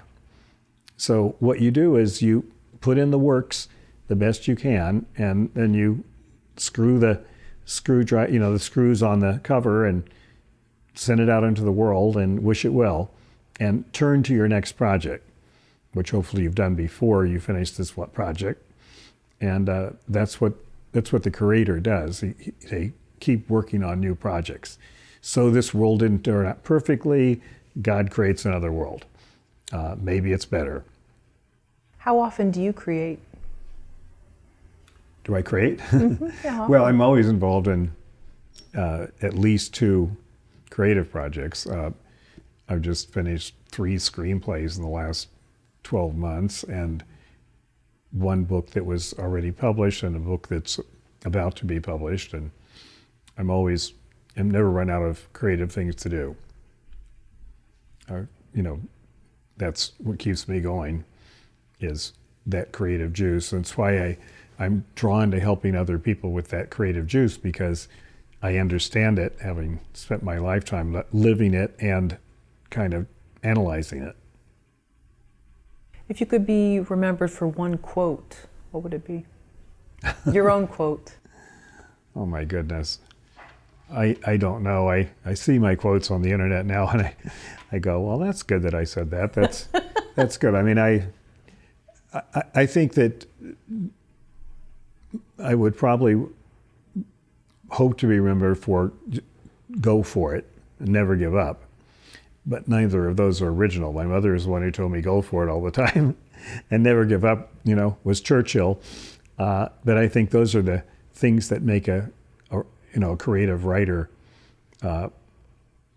sane, is sticking to those two principles. And don't let anyone tell you that you can't do it or you shouldn't do it, or even you shouldn't do it this way.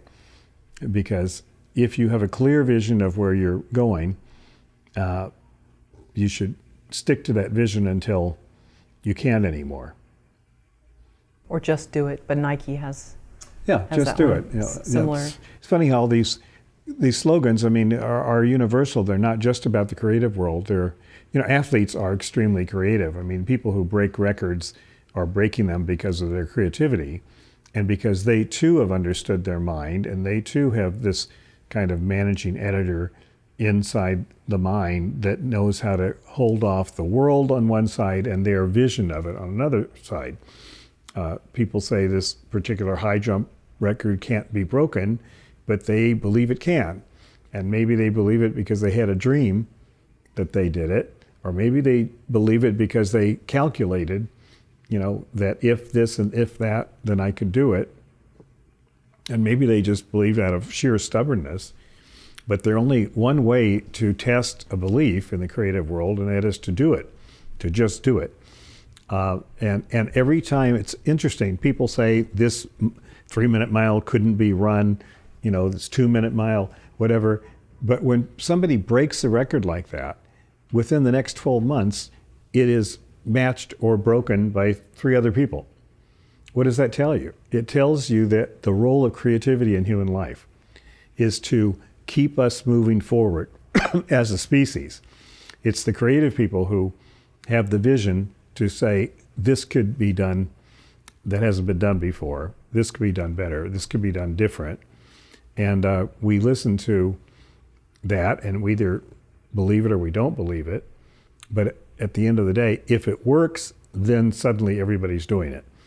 And the continent of reason is reshaped by this eccentric little island vision that came out of the blue. And suddenly people believe it. Nobody would have known what to make of, tweets or Instagram or Facebook just a few years ago. 2008, I think, is when a lot of this really began, or earlier, slightly earlier, 2006. And now it's hard to imagine the world without it. And that's how quickly the continent gets changed by a creative change. People looking at art after Picasso can no longer see things the same way because he came along and changed our way of seeing. And that's the beauty of being involved in the creative world. I was reading that a high school journalism teacher was teaching her students how to decipher tweets and fake news, and that's something that 5 years ago we wouldn't have even been having that conversation. So. Yeah, I have a really strange theory about this whole thing about fake news. Is that, I don't even know how to say this because I think Trump is kind of a breakthrough cultural character. I don't have any fond feelings for him, and I could go on and on about that, but he is an eccentric creative person. He is the most amazing producer I've ever seen in my life, and I can't even imagine one more powerful than he is. A few years ago, people around the world didn't even know who he was. People in New York knew who he was, but mostly in a negative way. But in today's world, whether you're in Thailand like I was a few weeks ago, or whether you're in an island off the coast of Samoa, or in Latvia or Estonia or Albania, you can't pick up a paper that doesn't have the word Trump in it. And his ability to get the media to do what he wants them to do is almost infinite. It's astonishing. And people say, well, he's a liar. But the more I hear that over the last few years, the more I start thinking what's really going on, and my wife would kill me for saying this, is that he is changing or maybe awakening us to our strange views of truth. Because I don't think he knows this. I don't think it's conscious on his part, but he instinctively knows that truth is completely relative. And if a society decides that it's not relative, then that is a social decision. It's like the continent of reason saying, we're going to agree that this is true. But he's saying, whatever is true, the only thing that's true is what I'm saying at the moment. And that's the way I look at it. It's true. And he's got a lot of people who believe that, even though some of it sounds just plain crazy. But isn't that the way creative people always sound at the beginning?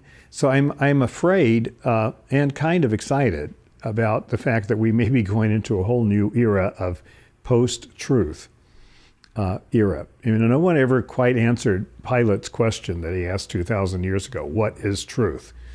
But I think the world of Trump is a world that is getting closer to answering that than we've ever been before. Because what if we just decide that to dispense with the concept of truth? A lot of things would change, but they're already changing because of him. And I think it's a very strange and troubling situation, but it's also kind of exhilarating because maybe it's time that we do have a different view of what truth is, and maybe we can learn something from the whole thing. So I don't know if this has anything to do with our, with our interview, but.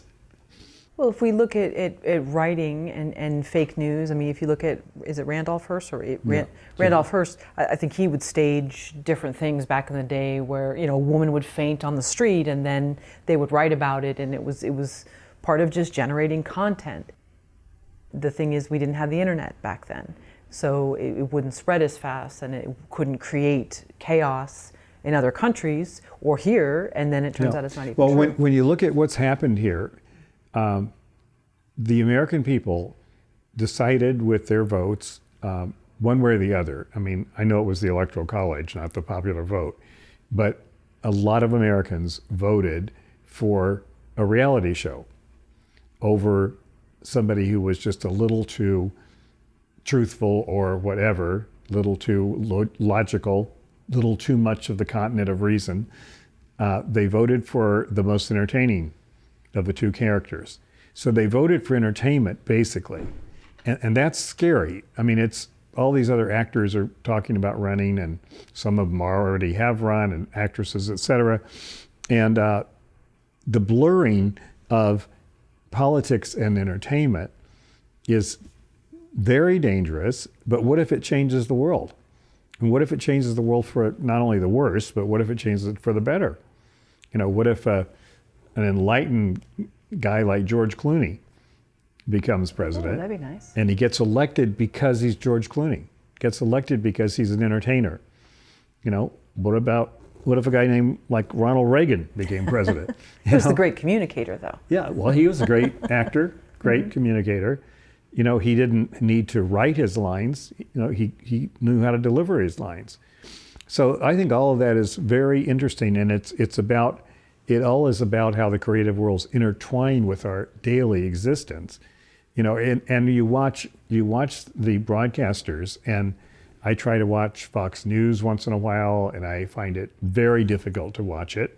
But then when I come back to watch CNN or MSNBC, I realize they must find, I understand how they feel that's hard to watch, because both sides of the coin are manipulating views of reality to get messages across. And that's what writing is all about. Isn't that what creativity is all about? Like when a painter paints something like Rothberg, who would have thought you could have painted a painting with no figures in it at all, just color? And that's the world we're going through. So it's kind of like we're on yet another frontier of the human mind's evolution. and we'll see what happens from it. I'm afraid that certain things are going to be gone for good after this presidency. We may not ever get any candidate who isn't a visionary in one way or the other. And Trump is a visionary, even if you think his vision is dark. He clearly is a visionary. He doesn't like the way things are, and he's trying to break them up. And only when things are broken up can they be put back together again. So he's a spoiler. And the world is, history is filled with spoilers. And huge catastrophes and huge changes for the better have occurred because of spoilers.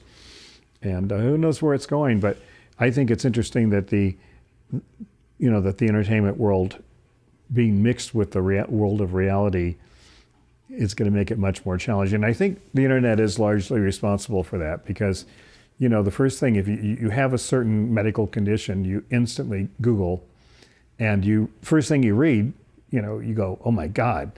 I'm going to die. Yeah, I'm going to die, or I'm going to die in this really bizarre way. And then you read something else that makes it look like everybody has this problem and it's not a big issue. And then you keep reading and you get more and more confused. And you go, wait a minute, this isn't making sense. Like, everything is out there, and how do you organize it? And faced with that, you are facing the issue of creativity, because the creator is the guy who, or the girl who looks at things and goes, this whole thing's a mess. I'm going to make something spectacular out of it. I'm going to make sense out of it. And I think that's why the world is getting more and more interesting. Where it's going, I don't know. But it's going to be interesting. During the McCarthy era, many people's lives were disrupted and many people were silenced and lived in fear. And I don't know if we're in a sort of a parallel time. It's not the same in terms of labeling someone a communist, but it seems as if there's some similarities there, and having to be quiet about certain things. And with the McCarthy era, how did you see the evolution of film change and story? Well, because we were on the subject of Trump, and I'd like to say something about the McCarthy era and how it's different from our era, because I think that the difference is during the McCarthy era, everyone was afraid of McCarthy.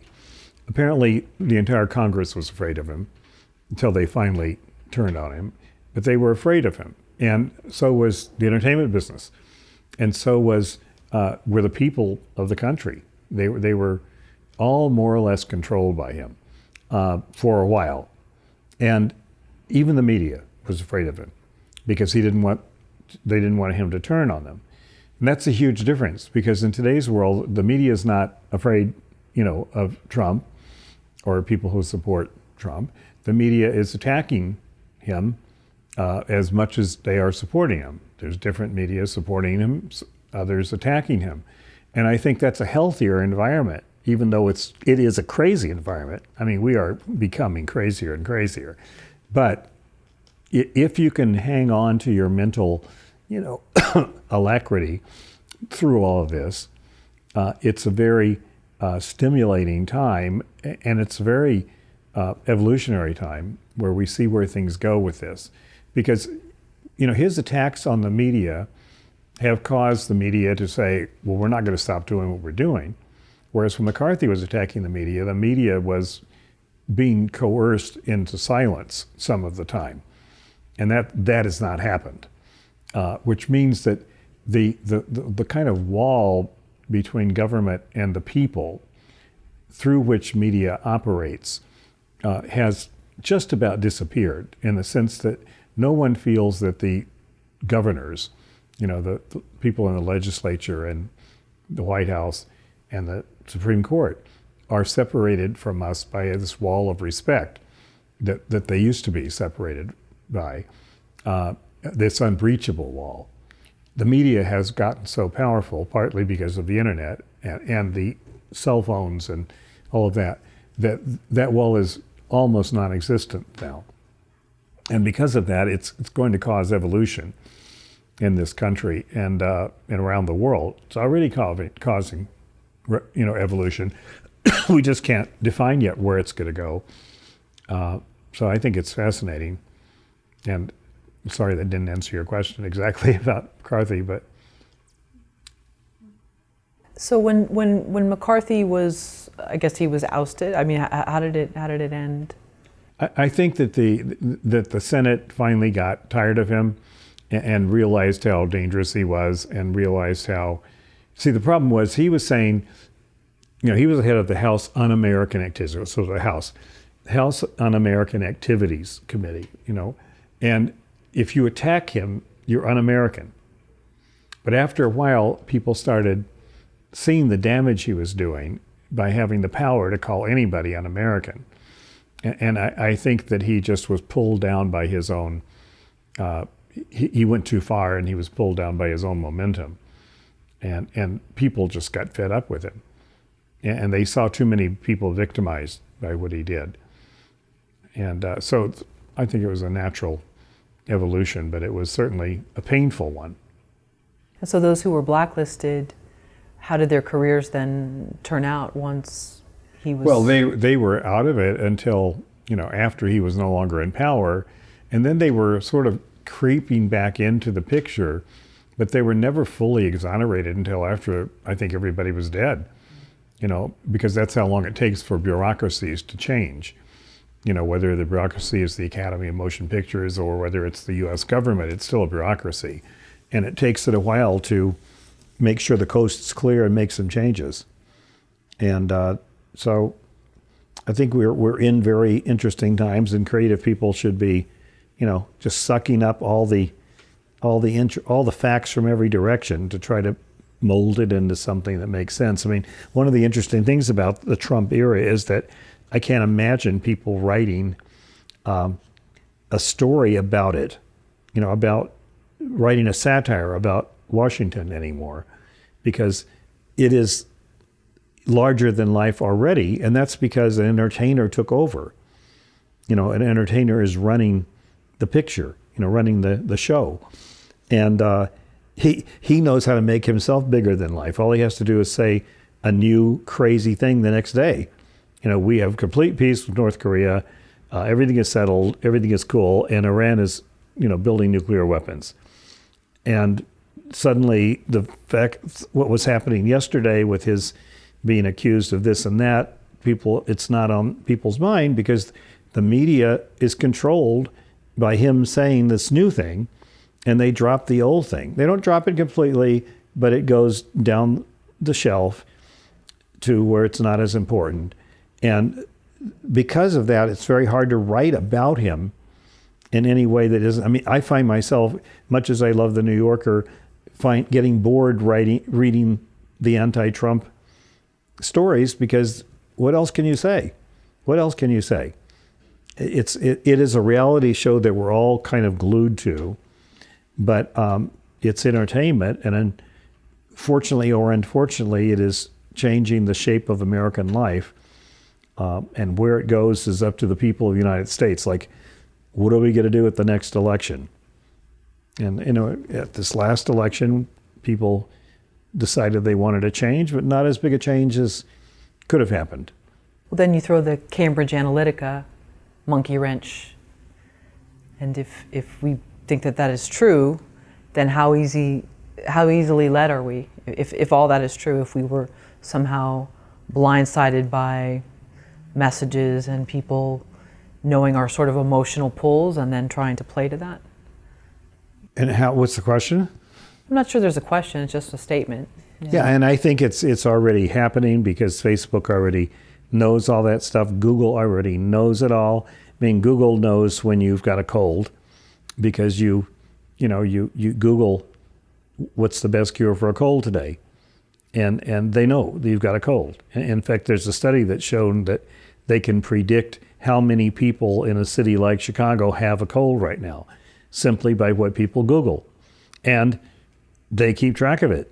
They keep track of it all, mostly with our permission. Well, there's voice-activated ads as well. Yeah. So you could be talking about kitty litter, and then the next thing you know, you're bombarded with ads for for, cat products. Yeah, and it's global, which is interesting. I mean, we just got back from Japan and Thailand, and suddenly I'm getting ads from Thailand and Japan, and I don't know why. I guess I went on the internet in those countries, right? So now I'm, they're bombarding me with spam, and although that's very annoying, it's also very interesting and exciting to think that we are really becoming that global, that and that wired into one big global brain. Years ago, a Jesuit philosopher named Teilhard de Chardin wrote a book called The Omega Point, and in it he predicted that the human race was heading for the Omega Point. And that point, he said, was a point when we are omnipresent, we are omniscient, and therefore we are omnipowerful, all-powerful, which are the three characteristics that Thomas Aquinas defined as the characteristics of God. And omniscience means we know everything that's going on. Well, we're not quite there yet, but we're pretty dang close, right? Because people are sending us videos from South Sea Islands and from Sakhalin, north of Russia, and from the South Pole and the North Pole.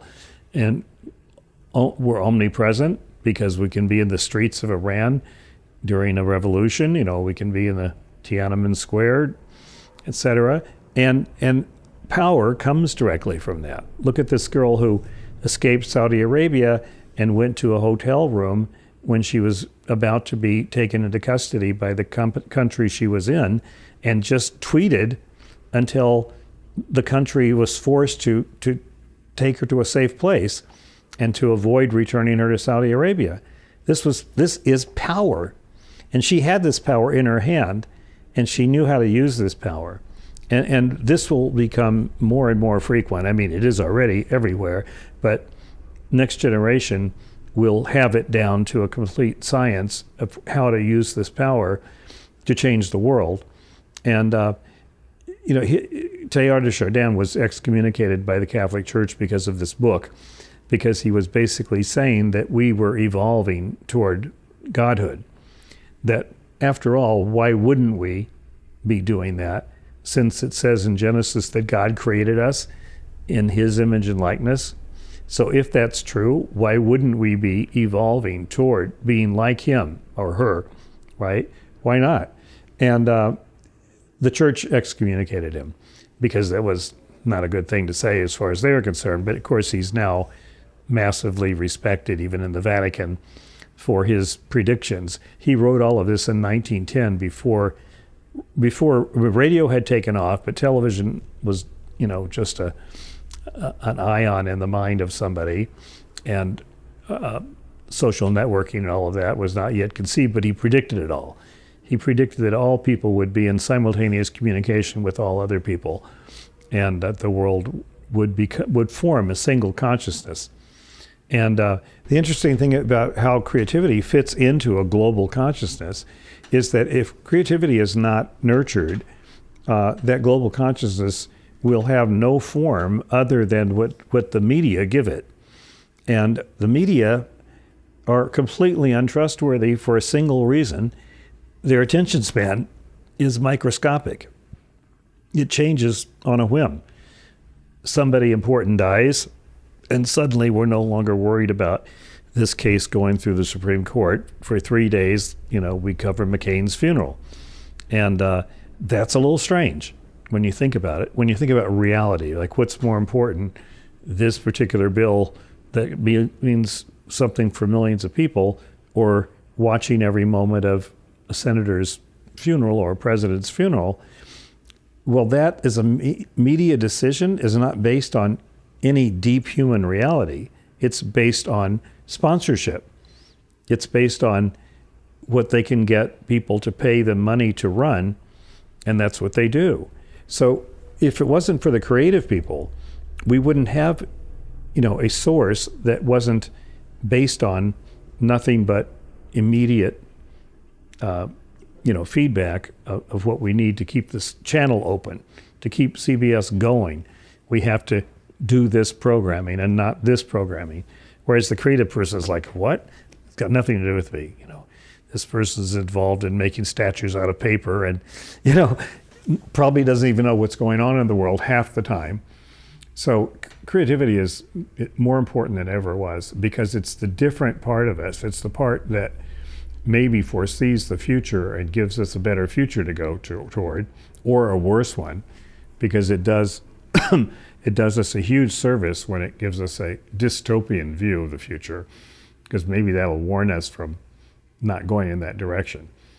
I remember reviewing some of science fiction books years ago for the LA Times, and some of them were predicting the weather changes that we're going through now and what could happen to the world.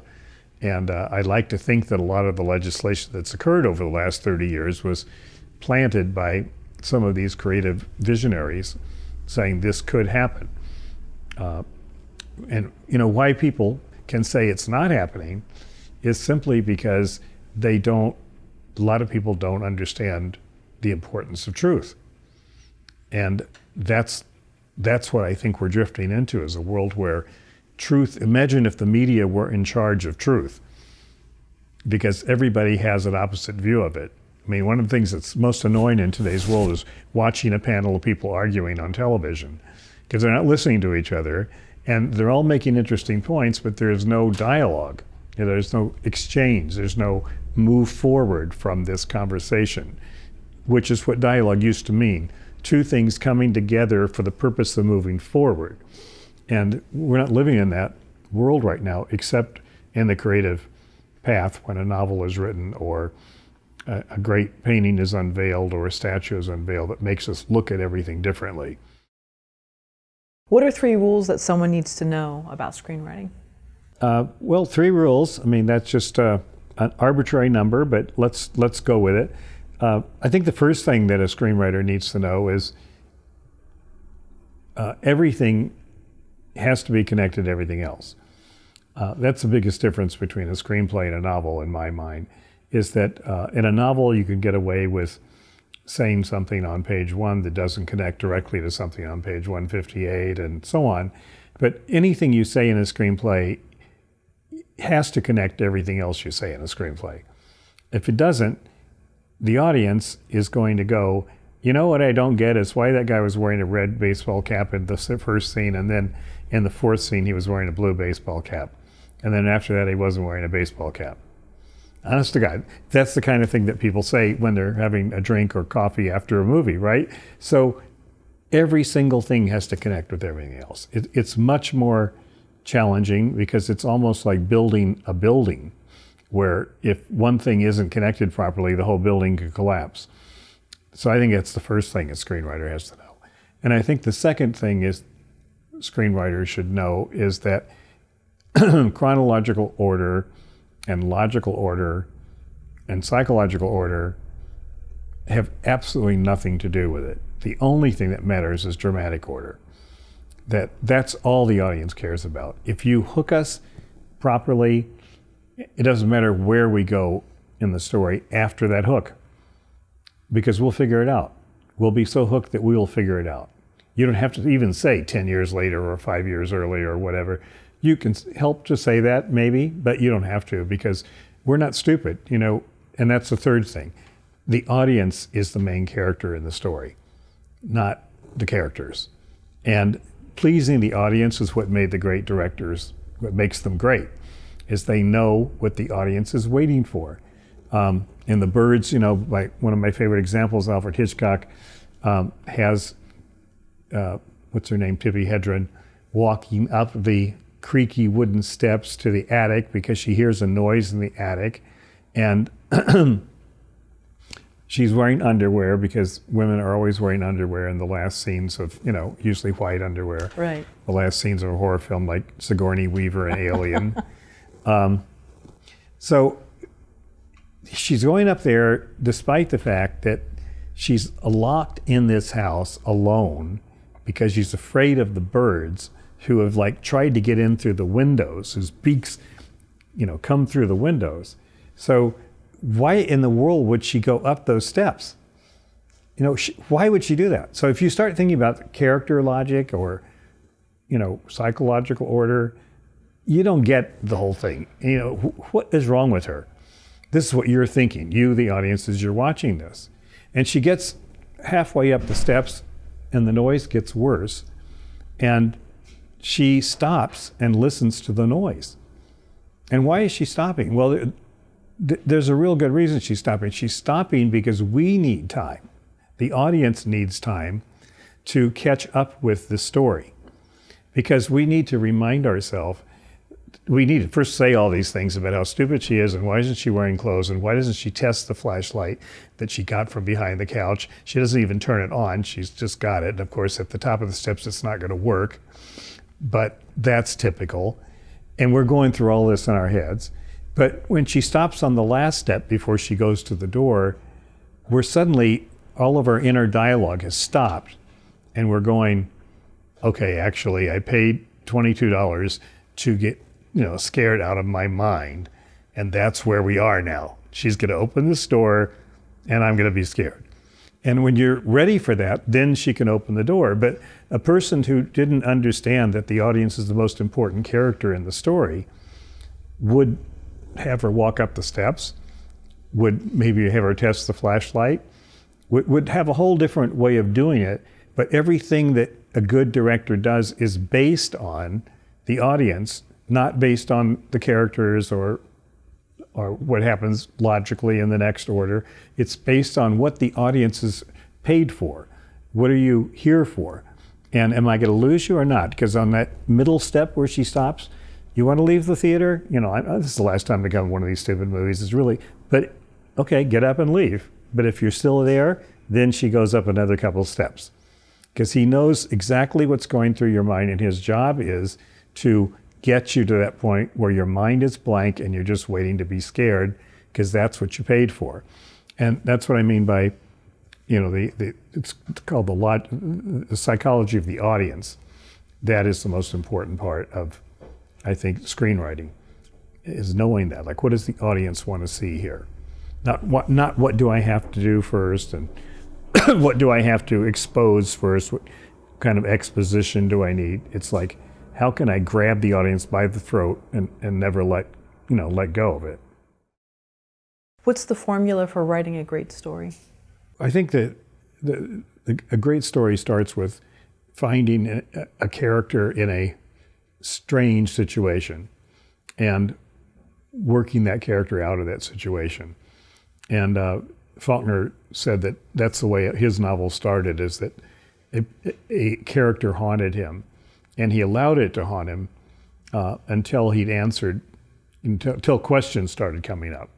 And he gave the example of, a novel I wrote once started with a girl sitting in a tree with muddy underpants, and her knees were bruised, and she's looking in the window of the house from the tree, and she's crying. And he said, so I started asking questions about it, like, why were her knees bruised? Well, no, why were her knees not bruised? They were not bruised. And it's because she climbed this tree since she was little and didn't have any problem climbing the tree. But why were her pants dirty? Well, because her brother pushed her in the creek, and that's why she ran home. And why was she looking in the window? Because she was told not to come in the house. What was she looking at in the window? Well, it was the funeral of her grandfather, and so on. And when he had all those questions asked, he could then answer those questions. And the thing about Faulkner that kind of illustrates my view of creativity is that he didn't write this down.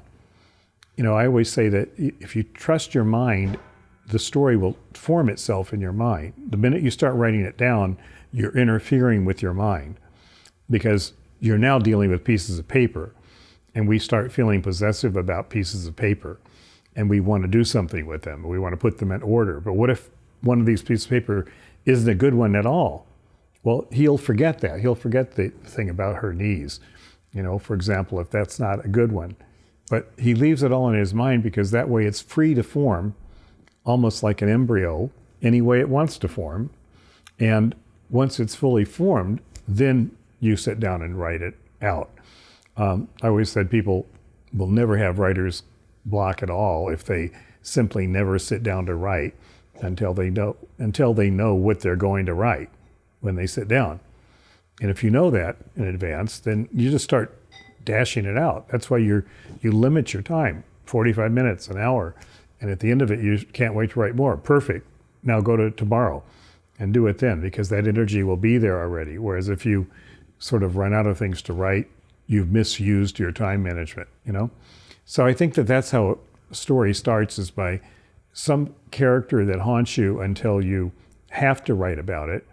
And then you go and apply all the other rules about storytelling on top of that. But basically it starts with a character. And no matter how great a writer you are, if you don't have an intriguing character at the heart of it, it doesn't matter, because you're not going to hold your reader. You're not going to hold your audience. The audience wants to see people. What's your process for developing characters? How do you go about it? Well, a character kind of develops itself, and what you need to, so basically what you do when you're dealing with that is you're kind of like a checklist. Rather than you're developing the character, you let the character develop himself, but you say, what, she has to have the following things. She has to have, what's her problem, for example. Is that clear? Because if that's not clear, your story's not going to hook the audience. And what's her problem interfering with? I call this mission in life. Like, usually it's her motivation in the story, her problem, is interfering with her mission in life. She's somebody who wants to become a nurse, but something violent happens in the opening scene that seems to make her, if you want to save this person, you have to do something violent back. And therefore her motivation, if she's going to save this person, interferes with her mission. Those are two kind of parts of the checklist. And you go on to talk about how does she change. This is called her arc. What is the arc of her change? How is she different at the end of the story? Because a lot of times we are covering stories, that are submitted to us, and we go, well, the characters don't change. She's exactly the way she was at the end as she is at the beginning. So why do we don't get off on that? We're not satisfied by a story where the characters don't change. So these are kinds of checklists that you apply to characters once you get them going, starting with that intriguing situation, and then adding along the way to, by just checking them against traditional characters that work well. Do you think the notion of the anti-hero has become stronger in our culture now? Yeah, I think that, the anti-hero has been around for 100 years or more, maybe longer than that, actually, maybe all the way back to the Odyssey, because maybe Ulysses is kind of an anti-hero. He's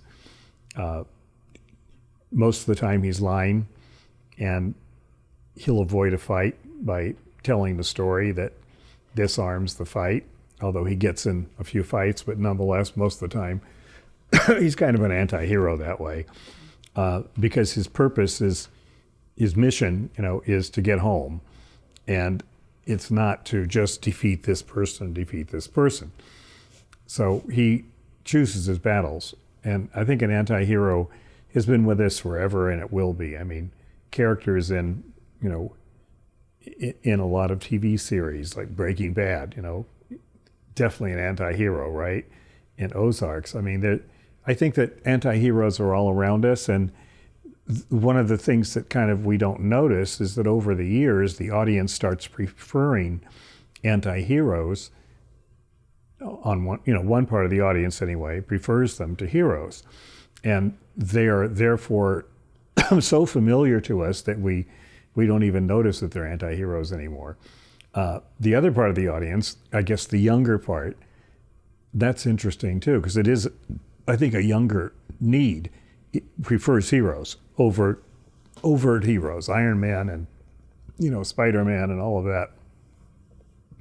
But I think as people get older and more experienced of the complications of life, they start realizing that what's more interesting to them is an ordinary woman, working at the post office becomes a hero against her will because she doesn't have a better choice. And that a lot of people can relate to. I think the older you get, the more you can relate to that. It's easier to relate to heroes when you're younger and still think you can conquer the world. So I think there's, ample room for both. And one of the things that people don't think about is the fact that we have so many channels now, so many ways in which stories get to us in today's world, that we are hugely sensitive to little story cues that make us instantly decide whether we want to see a story or not. Take the remote that allows you to fast forward. You might catch the beginning of a commercial by mistake because you didn't fast forward through it. But if even a second of it catches your attention, you might watch the whole commercial, which is a story, right? Or you might fast forward because it didn't catch your attention. And just the sophistication it takes for a person to do that indicates how tuned in we are to stories. Like you turn on, you're surfing the channels and you run across a news bit and you hear a couple of words and you go to the next channel because I don't want to hear that story again. I've heard it enough. Or I can't stand this guy's story. I always thought the most typical human question, most characteristic human question is, what is your story? And if we face people from another planet, that would be our first question, and it would be their first question, unless they already knew our story. But in our case, we'd want to know, what is your story? And first question on a date, right? Like you finally agree to go on a date because you want to know, like, what is your story? And after the date, you go, I didn't like her story. Just didn't like her. Didn't like her story. Didn't get it. What happens with the jury? The two attorneys telling stories. The jury has to decide which of the two stories do they buy, which do they don't buy. So the fact that we're just surrounded by stories, I think, means that storytelling is probably the number one human science that everyone needs to learn and know. And the more you know it, the better you are. I mean, you can tell a story in a couple of lines. Like one of the shortest stories in American literature is Richard Brautigan's, I think it was called The Scarlatti Tilt. And it goes like this. Have you tried living in a one-room apartment with a man who's just learning to play the viola? That's what she asked the police when she handed them the empty revolver. The whole story is there, right? And one of my favorite jokes is, I want to die peacefully in my sleep, like my grandfather, and not like the passengers in his car, in the car he was driving. So there's a 3-act story in one sentence, and you get it. You don't have to tell a 20-minute joke to get the point across. And jokes are stories, commercials are stories, songs are stories, and songs become hugely popular because they tell a story that millions of people are relating to at that moment in time. So it's very exciting to be, in this world of storytelling and seeing masters of it, coming along. What about the artist as the anti-hero, whether it's the writer, the musician, the filmmaker, where their own backstory makes them the anti-hero? And so maybe people gravitate toward their work more if they knew they had more of a cookie-cutter existence and they write this great thing. Well, okay, yeah, he had a charmed life. It was easy for him. But if somebody has more of an anti-hero sort of arc to their own life and they're putting out work, do you think people gravitate toward them more? I really don't get your question. Oh, okay. It's very esoteric, and it feels like you're in a graduate seminar, and I'm going to fail because I didn't even get it. Oh, okay. All I could think of it is portrait of the artist as a young man. But yeah, try it again. Okay, sorry. I think it's my San Francisco influence is seeping out. Sorry. Someone like a John Lennon, okay. We know he had his own troubles. He had his troubles with the government. He had different things going on, turbulent love affairs, different things. But it made him more interesting. Would we have been as drawn to him? Absolutely. I don't think, that's really his kind of post story in a sense, because we didn't know who the Beatles were at the beginning, right? We didn't have any idea who they were. We just fell in love with their music. And did it make them more interesting when we started finding out that they had lives and crazy girlfriends and, feelings about the government? No, actually, it made them more human, and which is not necessarily a good thing for an artist. In the tradition of the Catholic Church, artists could say they were divinely inspired, and that was cool. I mean, that was really good PR. That was like very good spin to have. But when you found out that they really weren't divinely inspired, or that they were inspired by the devil, and that could be a good spin too. But what happens is that when a piece of art catches you, it catches you, I think, completely separate from its maker, because it's like a living thing that suddenly, exists. I mean, I'll never forget my first reaction to Yesterday, that amazing song by Paul McCartney, I think, right? Mm-hmm. I don't know who wrote it. It's like the minute you finish hearing the song, you go, that song always existed. I've never heard it before, and they say it was just released, but that is an eternal song. And that's the power of a work of art, because it is now part of, it's alive. It will go on living for some time. We don't know how long, but some time. And that, when you think about it, has very little to do with the artist, very little to do with your knowledge of the artist. And when you start knowing things about the artist, it starts a bit deflating your view of the art. It's funny because I used to run a poetry series at Occidental College, and I could invite all my favorite poets, like Bukowski, to my series. And I learned that was a two-edged sword. In some cases, I loved it, like Bukowski, but in other cases, I won't mention, when I discovered that the guy is just a drunken, miserable, egocentric guy who has all these prima donna needs and so on, and he's just a poet, coming to read at a college. I couldn't read his poetry the same way anymore. And I thought, thank God I didn't invite, some really favorite poets of mine that I hadn't invited yet, because I don't want to find out what they're like.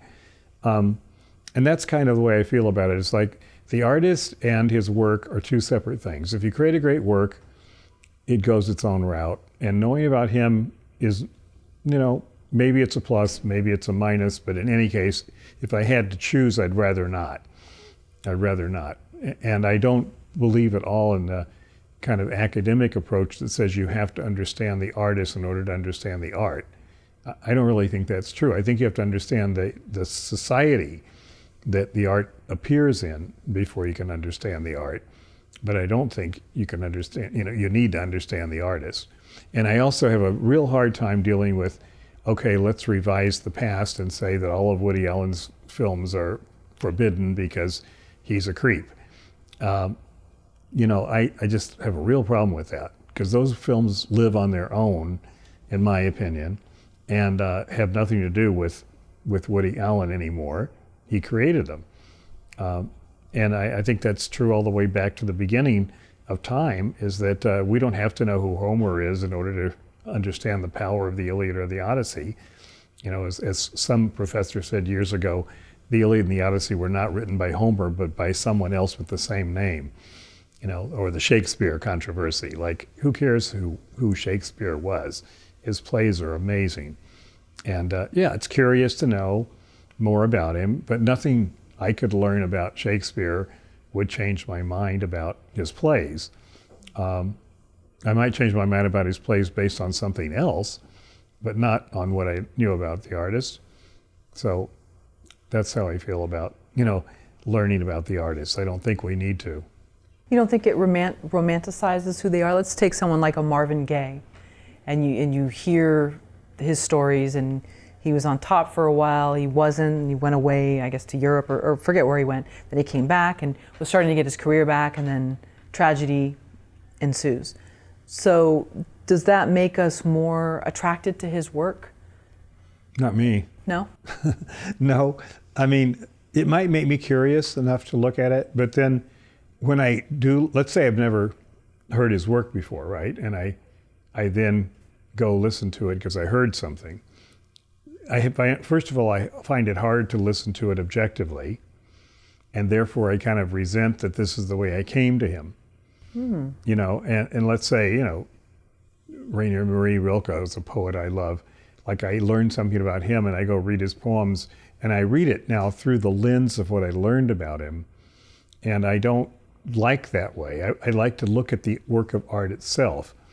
And I used to teach a course in which I showed, you know, examples of works of art and asked the class what they thought they were worth. And I showed old Babylonian statues along with electrical circuitry and along with, you know, strange mix of images in a slideshow. And it was very interesting to see what the class reactions were to something they knew nothing about, nothing. Because then during the rest of the course, it was about learning about these different things. Which one was ancient, which one was now, which was a work of art on purpose, which one is just interesting looking. And art is, it really comes down to art is what people agree is art. And the purity of that is why I think creative people are superior in a strange way to the media. Because that's just a pure thing, like, you created this, is it something people embrace or not? If they do, then, you know, it's very, very interesting. You know, it's a successful work of art. I'm not saying a work of art has to be successful, because some works of art are not yet successful. Like Moby Dick didn't sell more than, I think, 12 copies during Melville's life. And then 20 years after he died, it became a bestseller. And that's because the world of 1906, when it became a bestseller, was ready for it. You know, it was right in that world, and it wasn't ready yet for it in Melville's world. But it was a work of art even before that. Some people recognized that and saw it that way. So, I mean, we could go on about this forever, but I don't like what I call the biographical fallacy of having to know about the artist. In fact, I think it's a deterrent. And therefore, it makes it very clear to me that when people are trying to reject a person's career of art because he did something bad, that just seems nonsense to me. Like, to me, artists are kind of sacred, and even priests do bad things, right? But they're still supposedly sacred. And we're just living in this post-truth world where everything you say is fraught with difficulty because you're going to offend somebody no matter what. And I think we need to get by that so we can keep talking, because otherwise we're all going to lapse into kind of terminal silence. Well, today's Twitter sort of brouhaha was about the Esquire cover, which, and I'm butchering what it was about, but the life of sort of the white middle-class male teen in the age of social media. And it shows a young boy in a room that, you know, looks like a middle-class home or whatever. Okay, that's fine. But I guess then, yes, we're leaving out many people, women included, whatever. I'm not totally offended by it. If we figure out a certain group of people's thoughts, motivations, whatever, then maybe we can figure out other things and have a dialogue about it. But I mean, people were very upset over it.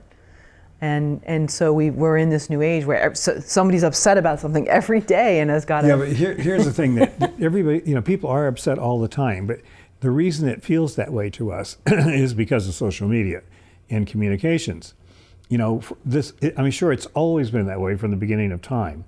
People are upset all the time about everything, but we didn't know that, you know? It took letters months and months to get across the oceans, right? And before that, there weren't even letters. How much upset can you show in a smoke signal, right?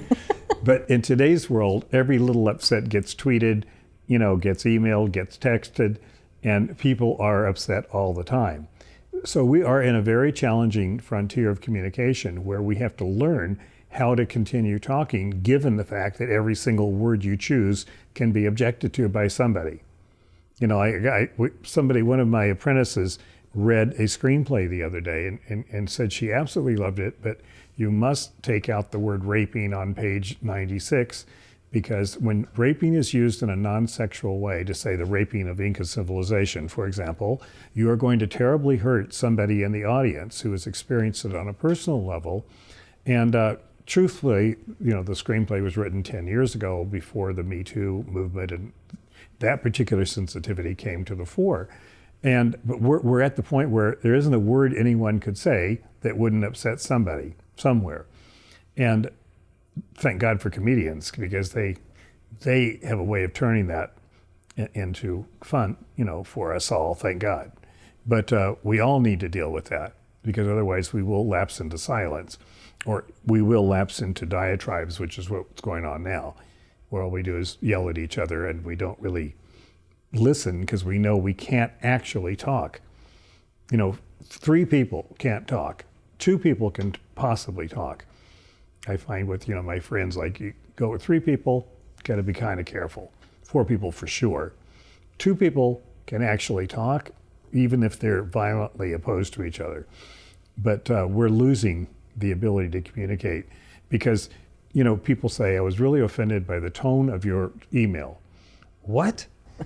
The tone of my email? Like, how it's so ingenious that I put a tone into my email. I was just like typing letters, and there were just 6 words, and you thought there was a tone? Well, this is the world we're living in, and it's why it's so challenging. Your thoughts on work-life balance? Well, if you don't see a difference between work and life, it's hard to figure out how to answer that question. But I guess my basic view of it is that work is what you get to do when you're not living. And so therefore, whenever life interrupts work, it makes me happy, because, grandkids are coming this weekend and what could be better. But, if it weren't for work, life would just kind of swallow you up and spit you out at the end of the day. So work is what I do when I get to. And the balance is simply to let life do what it has to do. Like the other day, one of my friends' father died, and although I didn't know him, I just decided I had to go to the funeral, even though it was a day where I had, a couple of pitches at the studios and so on, but I just drove out to the funeral, because that's okay. And I didn't think about work all day, and I didn't complain as I usually do that I didn't get any work done that day, because once in a while you do have to pay your regards to life and recognize that it's there. But when I think about how many people say they want to work and do work and don't do it, and I go, what are you doing? They go, well, life just keeps happening. And I don't quite understand that, because that person has the same amount of time that I do, and that we all do. And it's a matter of choice at a certain point. We travel, we love to eat out, we love to do home things, we love to cook, we love to do all the things that a lot of people like to do. But we both, my wife and I both work very hard because we love what we do. And so I don't know. It's a very interesting question, but I'd love you to be more specific about what you mean by it. Sure. I'm thinking of an interview I heard with Alice Munro, and she said she felt like she had missed out on a lot of life, because even though she became a writer later on in her life, I guess, she just had spent so much time writing. And so she was going to finally get to a point where she was going to stop. And she stopped for a year, and she went right back to writing. So her feeling like maybe so much of her life had been dedicated to work, and then feeling like she'd missed out on life, but then realizing that the work was really the life. I don't know. Maybe I'm sounding again like my graduate. That's exactly the right kind of complication when it comes to asking that question, because the people who love their work, the type C personalities like Alice Munro, their life is their work. It's like a vocation. It's like a calling.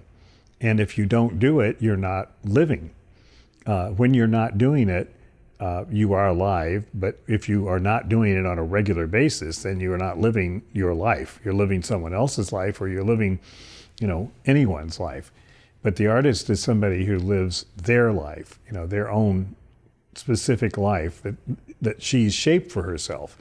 And that's why it's an interesting question to anybody who's involved in creative affairs, because have I ever thought that way, that I'm missing out on life? Maybe for a total of 6 or 7 seconds in my life, I thought that. I have had other thoughts, like I could spend more time suffering. It's a strange thought, right? But I had 3 sisters, and they all stayed in my hometown, and I didn't. And so they did a lot of suffering with the family, and plenty of occasions for it, with 40 relatives around, and something was always going on. And I felt like I could really be part of that. But then I remember very distinctly that's the reason that I wanted to leave, because I didn't want to be just doing that, which I saw all around me as I was growing up. I thought, nothing outside the box is happening here. People are just being, and there's nothing wrong with that. Yeah, I'm totally all in favor of, people and families who are on the phone all day with the latest person's accident or the latest person's diagnosis of this or that, and what are we going to do, and the plans for this and that. I actually love all that stuff, and when I'm there, I'll be in the kitchen, with mostly the women talking about this, rather than the men watching a game in the other room. I'm torn, because I love that, but I also distinctly knew that I had to get away from that, that I couldn't let that consume me. Because at the end of the day, I always believed with those people who say the one thing that you can't live with at the end of the day is the things that you might have done. Wishing that you had done a lot of stuff that you didn't do. Well, I'll never have that problem. All of my dreams have become plans and or movies or books or trips. I just always did something about them, and somehow it's all worked out. I go to family reunions, but I'm not going to stay for 4 weeks, and I'm not being drawn into all of that except at the big moments. And maybe it's total selfishness. I think there is an element of selfishness in creativity, and selfishness is maybe just an ordinary word for it, but there might be more euphemistic words for it. Self-determination or something. Narcissism would be the worst word for it, because there are a lot of narcissists in the creative world who are mostly unbearable, I think. But you do have to be willing to be yourself, which a lot of people are not prepared to do. A lot of people are nervous when you do it and try to keep you from doing it, because they really wish they could do it, but they don't have the courage to do it, because there aren't any railroad tracks that mark it out clearly. How are you going to get to where you're going? I don't know. Well, then that's very, no. Don't you think that's very troubling? I think it's very exciting. Yeah, I don't think it's troubling. I think it's exciting. I think I can do it. And that makes people nervous. People who are doing their thing in a continent way, a continent of reason, traditional way, they're nervous when people are going to live above a garage and practice, the drums until they're famous. That makes them nervous. And probably, well, it should. I mean, if my own daughter had told me she wanted to be an actress, I would have, no, please. I would try to not have said that directly, but I would have had the same feelings that people have. So I think that you have to be willing to be yourself. And my justification or rationalization for that is that, the universe, if you believe in any kind of a higher force, did create you. And if you're not doing the thing that you're dreaming of doing, then you're failing not just yourself, but the whole universe. The rest of us too. Like if you're a storyteller and that's what you're meant to be, and you're not telling stories because you're afraid of this or that, then you failed yourself, you failed your dream, and you failed all of us to whom your story might be life-saving or the funniest story they ever heard. And you failed the universe that created you to dream about telling stories. I used to have students who would have weird things like this. I I really want to go to junior year in Paris, but I'm afraid of feeling guilty if I do it. And I go, why would you feel guilty? Well, because my parents will have to pay for it, and my brothers and sisters didn't get to do that. And so I go, wait a minute, let me think this through with you. You're afraid of guilt, right? Okay, what is guilt? What do you mean? Well, isn't guilt a kind of mental thing? Isn't it kind of imaginary? I know it's powerful, but it is imaginary, like most powerful things in human life, right? Yeah. Well, so isn't it fear of guilt also imaginary? Yeah.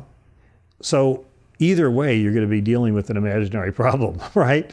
You're going to go to Paris and feel guilty in the future, which is speculative anyway, or you're going to stay here and feel bad for not going.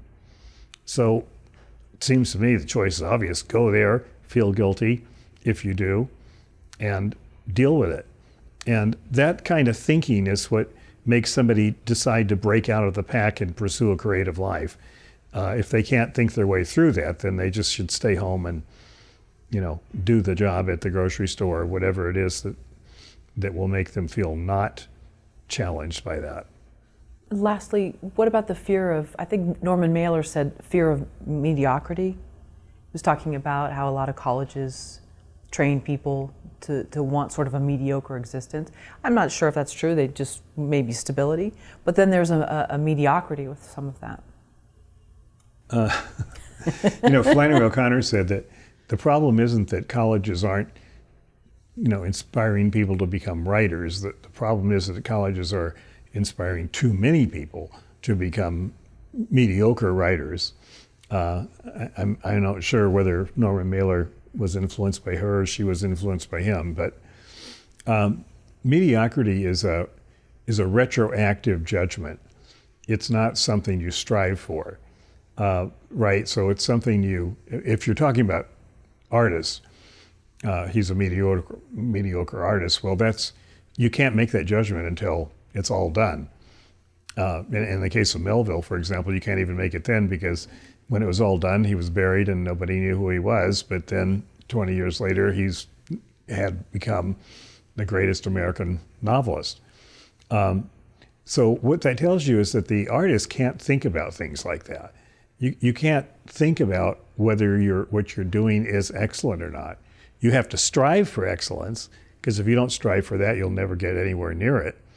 But you don't judge yourself based on any of those criteria, because that's not your job. Your job is to do your art and do that as well as you can at the moment, the best you can at the moment, and let the world judge it or not judge it. Who cares? Your joy and your mission in life is to do the creative work. And that's all you have to worry about.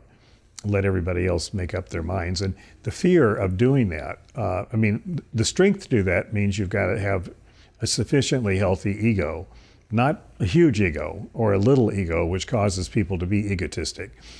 But you have to have a sufficiently healthy one to truly not care what other people think. I once was getting divorced and was worried about my children and what the world would think and everything else. And I was talking on the phone, looking out the city of LA at a million lights, right? And my uncle was saying, just remember that nobody is really thinking about you most of the time. There are some people out there who know who you are, and of them, there are some who love you, and there are probably some who hate you. But most of the people out there don't even know who you are. So relax, and that is very relaxing, is to think that, no matter who you are, there are other people who don't know who you are. It constantly amazes me that people today haven't heard of half the great artists of the past. But so what? Just, if you do something creative, focus on that, and it will make sense out of the rest of your existence. And that's all anyone can really manage, I think, is their own existence.